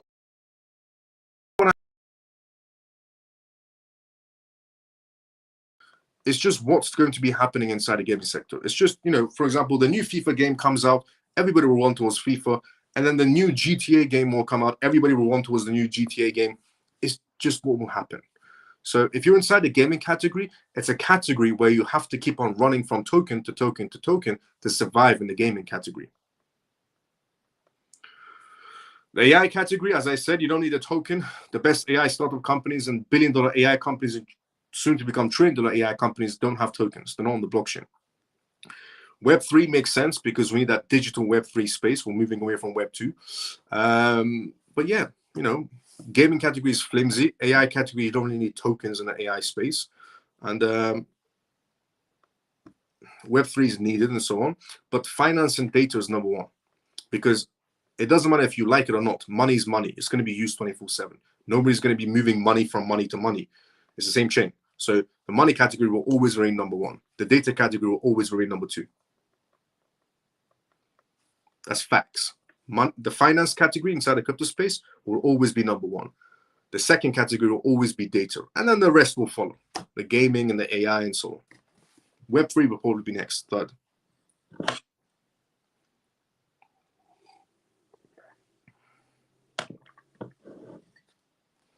So remember that always. BlackRock involved in hurricanes. Sorry, it's a complicated question, but I'm busy and I feel like my mind is not exploding. Thank you very much for the help. I really appreciate your help and sharing your intelligence and experience with me and answering my questions. Mohammed, no problem, anytime, brother. BlackRock is involved in hurricanes. I wouldn't be surprised. Which coin is in your top 10? XRP, XLM, XDC is what I would say is the top categories. Finance. Finance is always going to be number one. It's like back in the day with Pac-Man, basically. Back in the day with Pac-Man, yeah. And which coins would you recommend for good data coins, please, Miles? Hulo is great for data. Hulo is great for data. File is great for data. AR is good for data. So there's a lot of tokens that are good for data. But my portfolio is on Telegram. Which is best one for Web3 projects? Graph is great as well for Web3. Graph is great. Graph is also good for data purposes as well, but Graph is great for Web3 purposes. It's 3 a.m. in Egypt. I have to sleep. Good night, everyone. Mohammed, good night, brother. See you next time. See you tomorrow, sometime as usual. Now, what we're going to talk about is a new crypto project that I've came across today, and I decided to share it with everyone. At the same time that I'm looking into it, you look into it as well. Now, something you should know about me, if you are new and you're watching this, I don't share random crypto projects. Never did, and I never will. And I don't promote crypto projects either. I'm not saying if I don't come across a good one and there is a promotion, that's a different scenario, but mostly it's just meme coins. I don't support any of those scenarios. But the crypto projects in the past that I've the crypto projects in the past that I've shared was MDT, Measurable Data Token. It did excellent for itself and raised a lot of money, venture capital money. And then I shared everyone with essentially Ondo when it first came out. And then I shared the news on TIA when it first came out. Then I shared the news on LAT when it first came out. And then I shared the news to everyone regarding TON when it first came out. And then I shared 2 other crypto projects recently as well. Both of them one of them from Germany, the other one from Switzerland. And I have another crypto project that I came across today. And I thought to myself, basically, while I'm going through this project, you can go through this project at the same time, and then we'll come to that conclusion. Not right now, but I'll share you what this project is that I came across today. And this project, I checked them out. They have a lot of partners, by the way. One of their partners is MasterCard. And they're not on a main launch yet. The other 2 new tokens that I revealed to everyone as well, though, one of them is coming out by the end of the year. The other one's going to be released next year, beginning of next year. They're launching, and they have venture capital money as well. But this particular crypto project as well, they're already part of the MasterCard. They have a few other partnerships as well, and a lot of blockchain companies that work with them. And they're actually one company that was chosen by MasterCard Startup. So MasterCard Startup is basically, MasterCard had, essentially 10 million set aside, 20 million set aside for Visa and MasterCard startups, where they would invest into blockchain companies. This was one of the companies that MasterCard invested into. And it's from Switzerland. Again, from Switzerland. And it's called Supra. So, came across it today, and it's not on a main net yet. It's basically on a test chain right now. So you're going to be first ones in whenever it does launch, but it's something that you can read up on and get, some sort of an opinion on the matter. It's called Supra. Supra redefines the layer 2 debate with Supra containers. So what's interesting about this project and why MasterCard decided to invest into this project is because this project is one, incredibly fast at processing transactions, but that shouldn't care less because there's a lot of crypto projects that can process fast. But the interesting part about this project is that it gets rid of layer 2s and layer 3s. The reason why developers would like to prefer to build on layer 2s or layer 3s is because it's cheaper to build on, the fees are cheaper, and so on. This project has created some sort of a new blockchain where you don't need layer 2s and layer 3s anymore. And MasterCard thought that was interesting. So Supra, the 500,000 TPS layer 1 blockchain with multi-VM compatibility for MoveVM and EVM dApps, unveils the super containers, a game-changing solution that may well eliminate the need for layer 2s, layer 3s, and app chains. Super containers offers builders the freedom of dedicated layer 2s and app chains without the high infrastructure costs, fragmented liquidity, or complex security issues, marking the beginning of a new era for dApps and on-chain developments inside the blockchain space. This is something entirely new for the crypto space. Navigating the layer 2 maze, liquidity, and security issues. Builders have turned to layer 2s and layer 3s to overcome congestion and scalability of bottlenecks they faced on layer 1 projects. However, they soon ran into their own sets of problems: fragmented liquidity, broken consumability, and the need to bootstrap network security. This is where Supra comes in.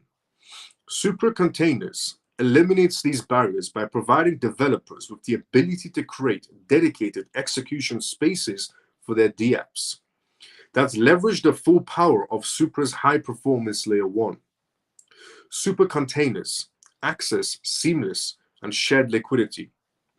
Supra Containers offers the flexibility of layer 2, such as dedicated compute or execution spaces, customizable governance, and freedom to create your own token economies. Without the downside, builders no longer need to spend time and resources bootstrapping network security, validators, or complex bridging systems. Supra's layer 1 node network secures every container, ensuring that developers can focus entirely on building innovative dApps, not infrastructure.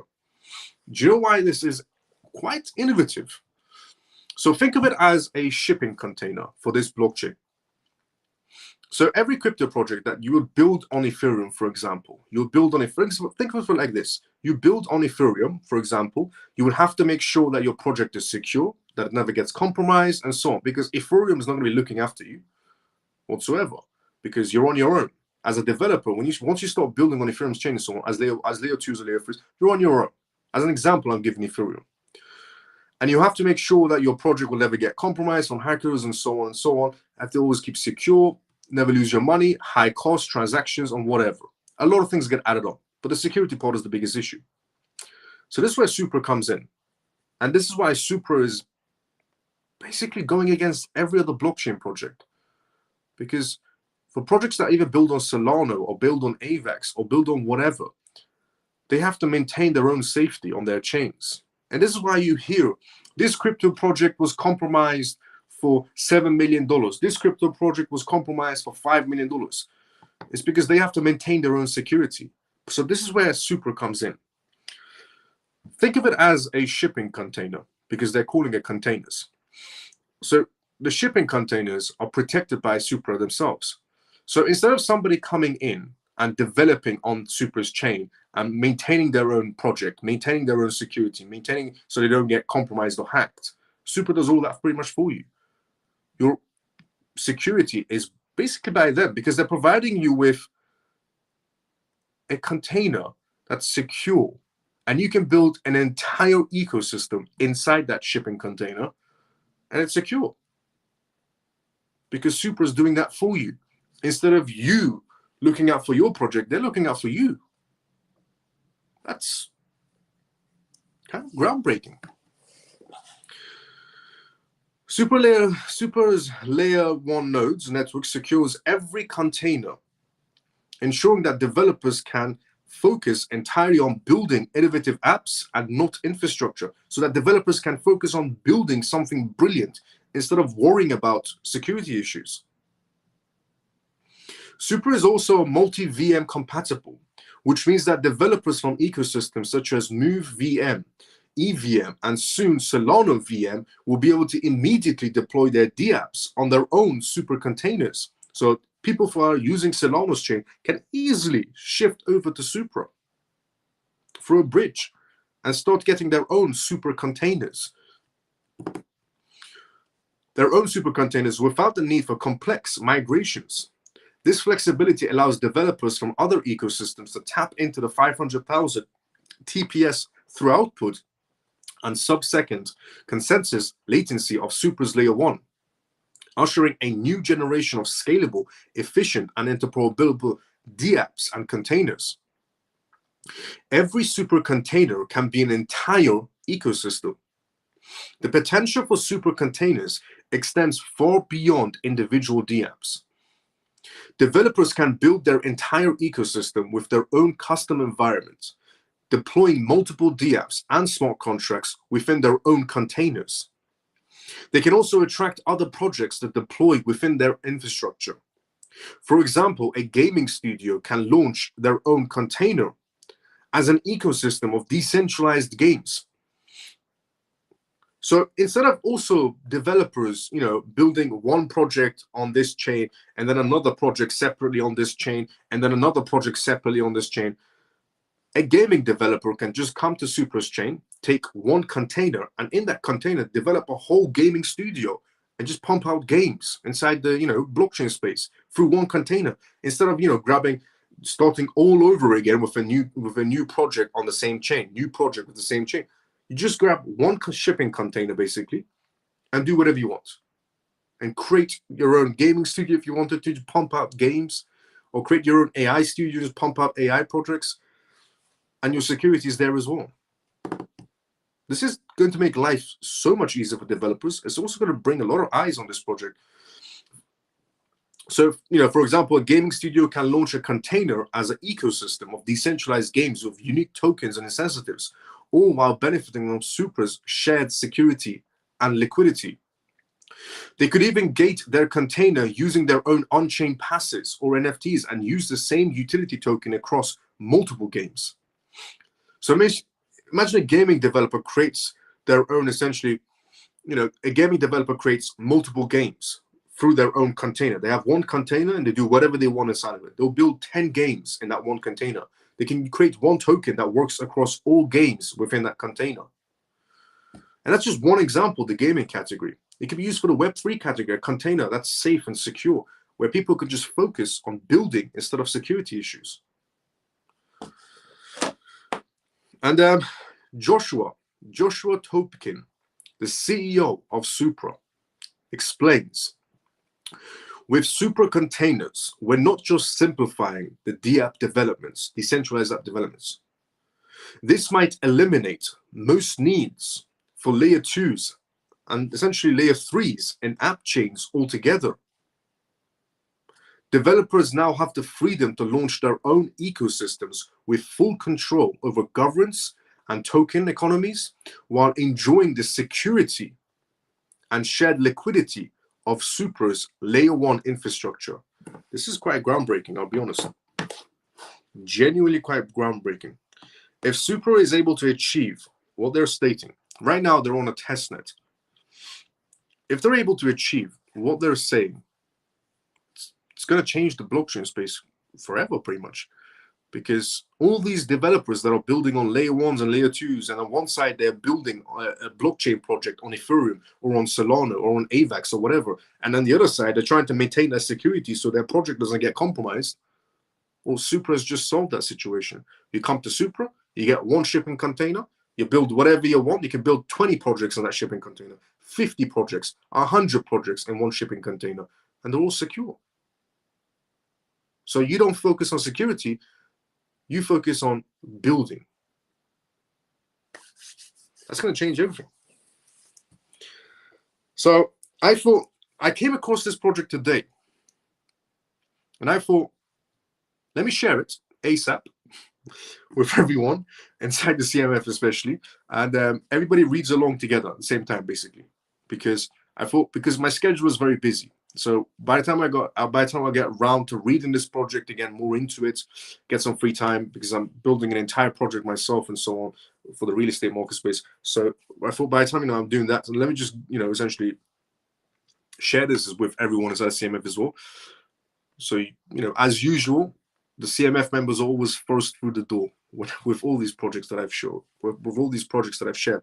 By me sharing to everyone MDT or Ton when it was first launched, I was the first one to let everybody know.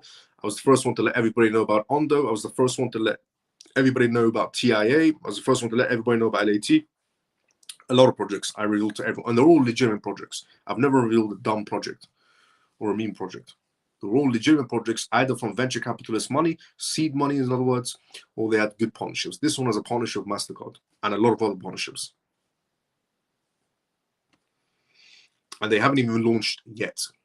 They're on a test net so far. But yeah, this project could change the game inside the blockchain space as we know it, if it could pull off what it's trying to do. But I'll put that link inside the comment section. I'll put that link inside the Telegram group of this live, so everybody else can go and check it out inside the CMF as well. If you want to see that link, join the Telegram. I'll put it in there. Everybody can go and check it out. When is the launch date and where is the purchase? You can't buy right now, and the launch date is either going to be end this year or next year.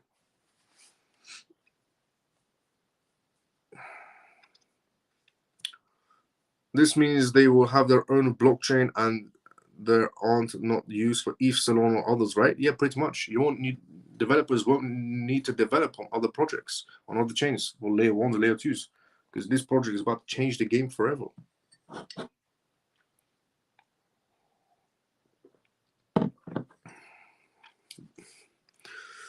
Is that Supra? Yes. Is Supra going to be better than VeChain for business? Bad looks for it, Supra is going to be a major. Look, here's the thing: if Supra can achieve what they're stating, it's groundbreaking, no doubt about it. If they can achieve what they're stating, it's definitely groundbreaking. This project is a main competitor to Ethereum. I'll be very honest. If this project actually achieves what they're stating, offers low fees, no congestion issues, and high security for you as a developer to build on that project.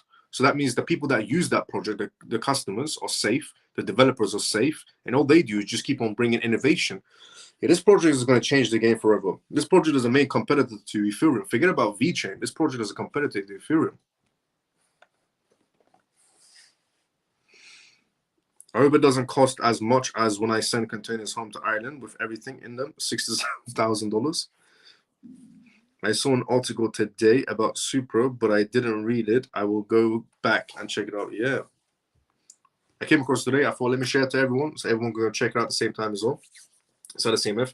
So if you do find this project interesting, you'll be the first one through the door. If you don't find this project interesting, then I'll come across more projects that do catch my eye, and I'll definitely share them with everyone. But I'm going to definitely keep my eye on this one. It's got an interesting concept about it, if we can pull it off. Now, what we're going to talk about next, moving off that news too, is Australia. Actually, before we go to the Australian news, we're going to talk about Chainlink. So the IDA and Chainlink partner to boost HKD stablecoins, interoperability, and trust. If you're holding Chainlink, this is great news for you. IDA, a stablecoin issuer based in Hong Kong, has announced a strategic integration with Chainlink's proof of reserve to bolster the transparency and security of its upcoming HKDA stablecoin, which is pegged to a 1-to-1 ratio with the Hong Kong dollar. This collaboration aims to enhance user trust by providing real-time, verifiable proof of reserves of backing the stablecoin. Chainlink's PRO service will allow HKDA users to directly verify that their stablecoin is fully collateralized, fostering a greater confidence in the value of stability. This feature is critical for maintaining integrity and trust in the digital economy, where assurance of assets backing are pivotal for user engagements and investments. Further enhancing the stablecoin's functionality, IDA is also set to integrate Chainlink's cross-chain interoperability protocol (CCIP). This technology facilitates the secure transfer of HKDA across various blockchain platforms, potentially expanding its use in versatile payment methods and trading instruments within the global trading asset market space. This is what was said. So this is the news that's coming out of Hong Kong. Chainlink partners with IDA, a Hong Kong essentially firm. Chainlink is the industry standard for verifying the collateralization of digital assets on-chain and moving them cross-chain, providing our ecosystem partners with enhanced assurance regarding the stability and backing of HKDA, as well as increased accessibility to HKDA by making it available across various chains, said Sean Lee, the co-founder and essentially CSO of IDA. So they're very happy about Chainlink partnering up with them. Angie Walker, the global head of banking and capital markets at Chainlink Labs, highlighted the broader implications of this integration. According to Walker, the adoption of tokenized money, such as HKDA, could revolutionize the financial sector by unlocking a vast amounts of tokenized assets. So Chainlink is saying this is revolutionary of what we're doing. Our goal is not only to advance the adoption of HKDA as a payment vehicle for cross-border transactions, but also to support the development of tokenized real-world assets. Angie Walker, global head of banking capital markets at Chainlink Labs, stated, tokenized money, including stablecoins, has the potential to unlock quadrillion of dollars of tokenized assets, bringing more liquidity to the market space. The move by IDA and Chainlink represent the integration of traditional finance, with blockchain technology promising to enhance the liquidity, security, and utility of tokenized assets. Moreover, it underscores the growing trend of using blockchain technology to provide transparency and trust in the financial sector. It is true, the tokenized asset space can bring quadrillion dollars in. It's massively true, but this is also positive news for Chainlink. If you're someone that's holding Chainlink, this is major news coming out of Chainlink and Hong Kong. Now, moving off that to news that's come out from Ripple. On Ripple's own website today, Ripple wrote a blog post, and this was their blog post. Australia proposes a unique approach to digital asset regulations. Australia has been far behind a lot of countries when it comes to blockchain innovation, blockchain regulations, policies, and so on. But recently, Australia has started to, spearhead into the blockchain sector and regulations and policies, which is good to see. So this is what Ripple's own website says about Australia now. The future of finance is digital, and blockchain is playing a pivotal role in this transformation. From blockchain-enabled cross-border payments to real-world tokenizations, to technology driving operational efficiencies and opening up new avenues for value creation. As a result, decentralized finance is projected to reach $601 billion by 2032. But innovation doesn't happen in a vacuum. It thrives when clear, forward-thinking regulations are in place. And regulatory models come in many different shapes and sizes, is what Ripple said on their own website. They also went on to say, one country is making headlines for its proposed novel approach, and that is Australia, Ripple said. As the global financial ecosystem evolves, Australia's proposed framework offers one example of how governments can regulate the digital economy while encouraging innovation. The dawn of new financial era. Blockchain and digital assets are vital technologies, powering a number of financial innovations, including stablecoins, central bank digital currencies, CBDCs in other words, and tokenized real-world assets. They also play a role in the cross-border payments, a trillion-dollar sector that has historically been plagued by high fees, delays, and inefficiencies. By reducing the number of intermediaries, the payment flows, blockchain-powered solutions like Ripple Payments can unlock real-time settlements and offer faster, more affordable, and more transparent global payments, 24/7, 365. effectively reshaping how money moves globally, Ripple said. So Ripple said, we can be Australia's solution. Real-world asset tokenizations, another transformative use case for blockchain, is expected to grow to USD $16 trillion by 2030. Real-world assets is going to grow to $16 trillion by 2030. Traditionally, liquid assets, real estate, art, and carbon credits are tokenized on a blockchain to provide liquidity, transparency, and accessibility to a broad range of investors. Regulation is key to unlocking blockchain's potential. With new use cases for blockchain and digital assets constantly emerging, the need for clear crypto regulations is critical for innovation to flourish. Regularity, a bigotry, on the other hand, breeds hesitation, creating uncertainty and slowing progress. Ripple taking a dig at Gary Gensler on their own website. As Rahul, Ripple's director of policy for APAC, puts it, if you're a responsible innovator, you're not looking at building for the next 1, 2, or 3 months.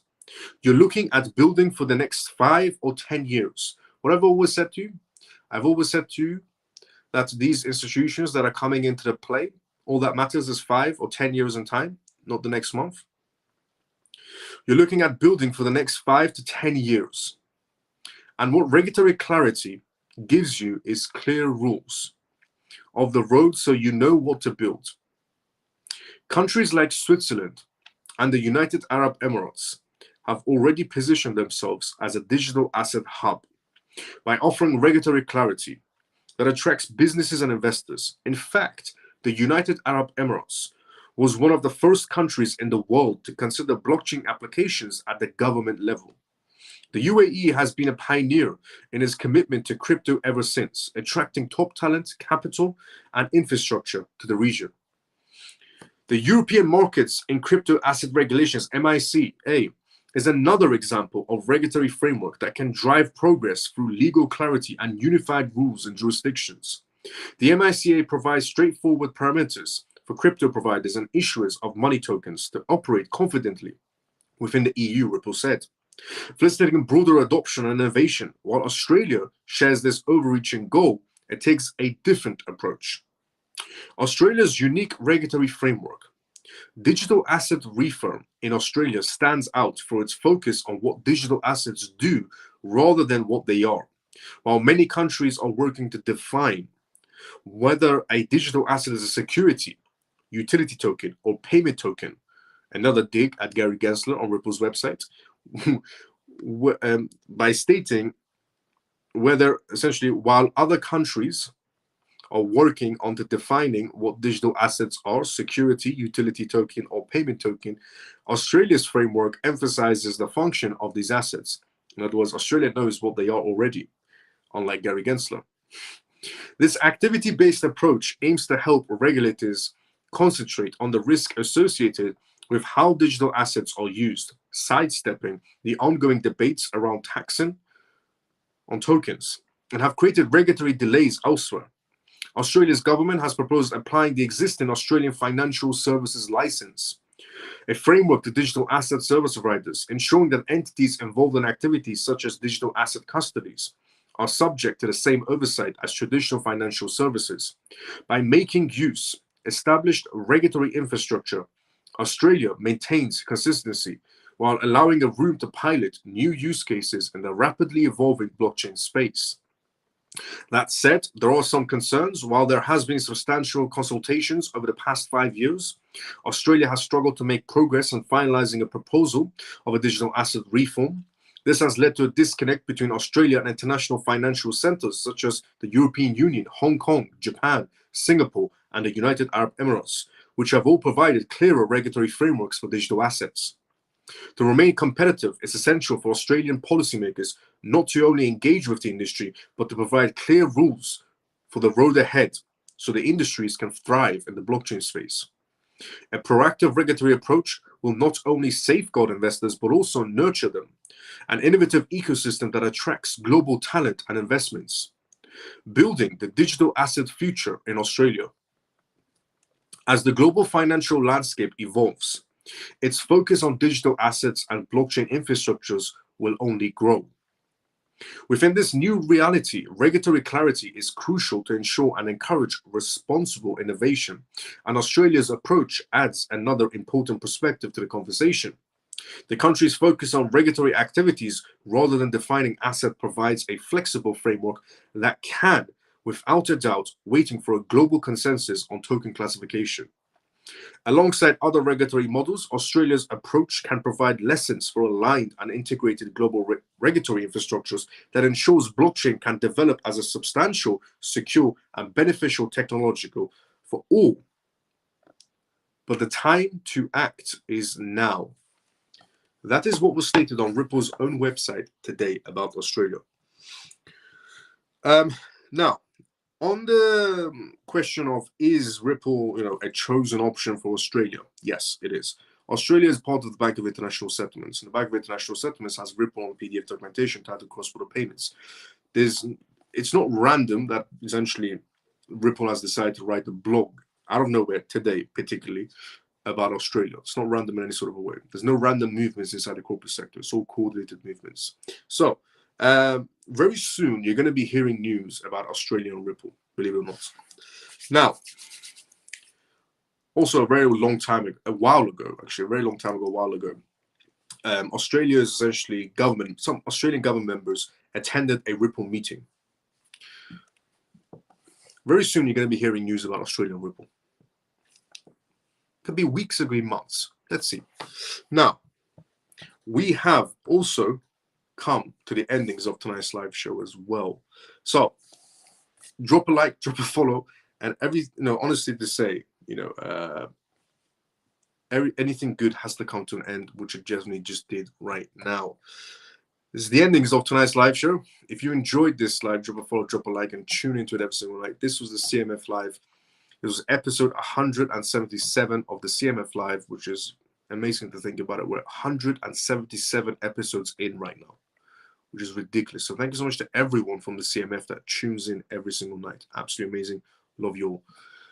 If you enjoyed this live, drop a follow, drop a like, and tune into it every single night. If you're watching us on YouTube, subscribe if you already haven't, drop a like. If you're watching us on X, retweet, like, comment, follow me if you already haven't. Join the X community page for this live as well. It's called the CMF. Definitely join it. And on tonight's live, we went through essentially news regarding Ripple in Australia. Ripple randomly writing an article about Australia, but not random in a sense. It's coordinated. We also talked about Chainlink essentially partnering with a Hong Kong firm, which is amazing news for essentially Chainlink. We also talked about Supra, a new crypto project that's going to change the crypto space forever as we know it. We also talked about on tonight's live show regarding essentially opinion coming out of an ex-SEC officer regarding the matters of who's going to win against the SEC, Crypto.com or the SEC. We also talked about the FBI on tonight's live show as well, regarding the FBI creating their own token to clamp down on crypto scams. We talked about Van Eck launching a $30 million fund to invest into the crypto space and crypto, essentially blockchain startup companies. We also talked about tonight's live show regarding AVAX being the chosen project over Ethereum from a Latin American bank. We also went for a news topic on tonight's live show regarding the Chinese market space going through turbulence and is starting to show signs. We also talked about on tonight's live show regarding the news topic of Google showing everybody's bank balances. If you type in your name .eth, if you do have a domain, people on Google can now see how much Ethereum you hold. We also talked about the Fed meeting that happened regarding the bullet points, crucial bullet points on Fed meetings. We also talked about tonight's live show regarding Taiwan spearheading their essentially blockchain innovation, regulations, and policies. We also talked about Wisdom Tree launching a bank card essentially for on-chain digital transactions for their high-profile clients, and that Wall Street could be opening their doors up to retail clients as well. We also talked about Bitfinex getting a 120,000 Bitcoin refund from the American government.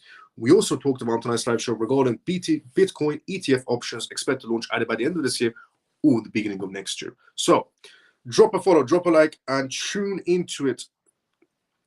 Drop a follow, drop a like if you already haven't, and tune to this live every single night. It's called the CMF. Stands for Crypto Mouse Family, where I talk and I share you the news about the most recent things that's happening around the world in terms of cryptocurrencies, CBDCs, AI, politics, regulations. So If you haven't followed me already, follow me. If you're watching us on YouTube, subscribe if you already haven't. If you're watching us on X, follow me if you already haven't. Drop a follow, drop a like, and retweet. And thanks so much to everyone that's already done that already. And if you haven't already, join the Telegram of this live as well. It's completely free. Anybody's more than welcome to join it, and join the X community pages of this live as well. It's called the CMF. Amazing place to be in.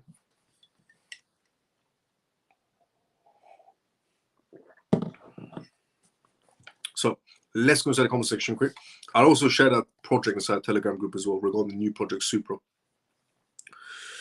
Miles, where can I find that Supra? I'll put it inside the Telegram group. I heard that Supra a long time ago and is on the market. Is it the same one? It's on a testnet. Nobody can buy it yet. What do you think about the price? What do you think the price would be when it hits the market? I couldn't be able to tell you right now because it's still a testnet project regarding Supra. But a little bit of time passes, I can give you a better perspective. Let's see what they come up with. What can you tell me about Chainlink's futures? Chainlink's future is a brilliant project to look into. It's got a lot of partnerships under its belt. Great live, Miles, as usual. Good night, Miles and CMF. Jason, see you tomorrow at the same time as usual. Thanks, Miles. Good night, everyone. Orphan, see you tomorrow same time as usual. Miles, please explain. Please, can you check a Ripple Move?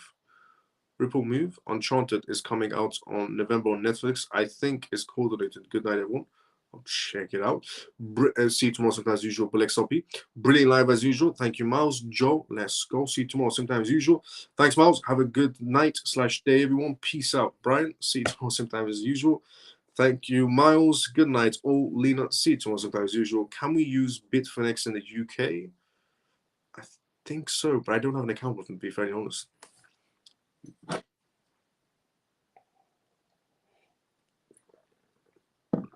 Okay, I will be seeing everybody tomorrow, same timing as usual. Everybody have a great day or a good night, depending on where you are around the world. CMF, see you tomorrow, same time as usual.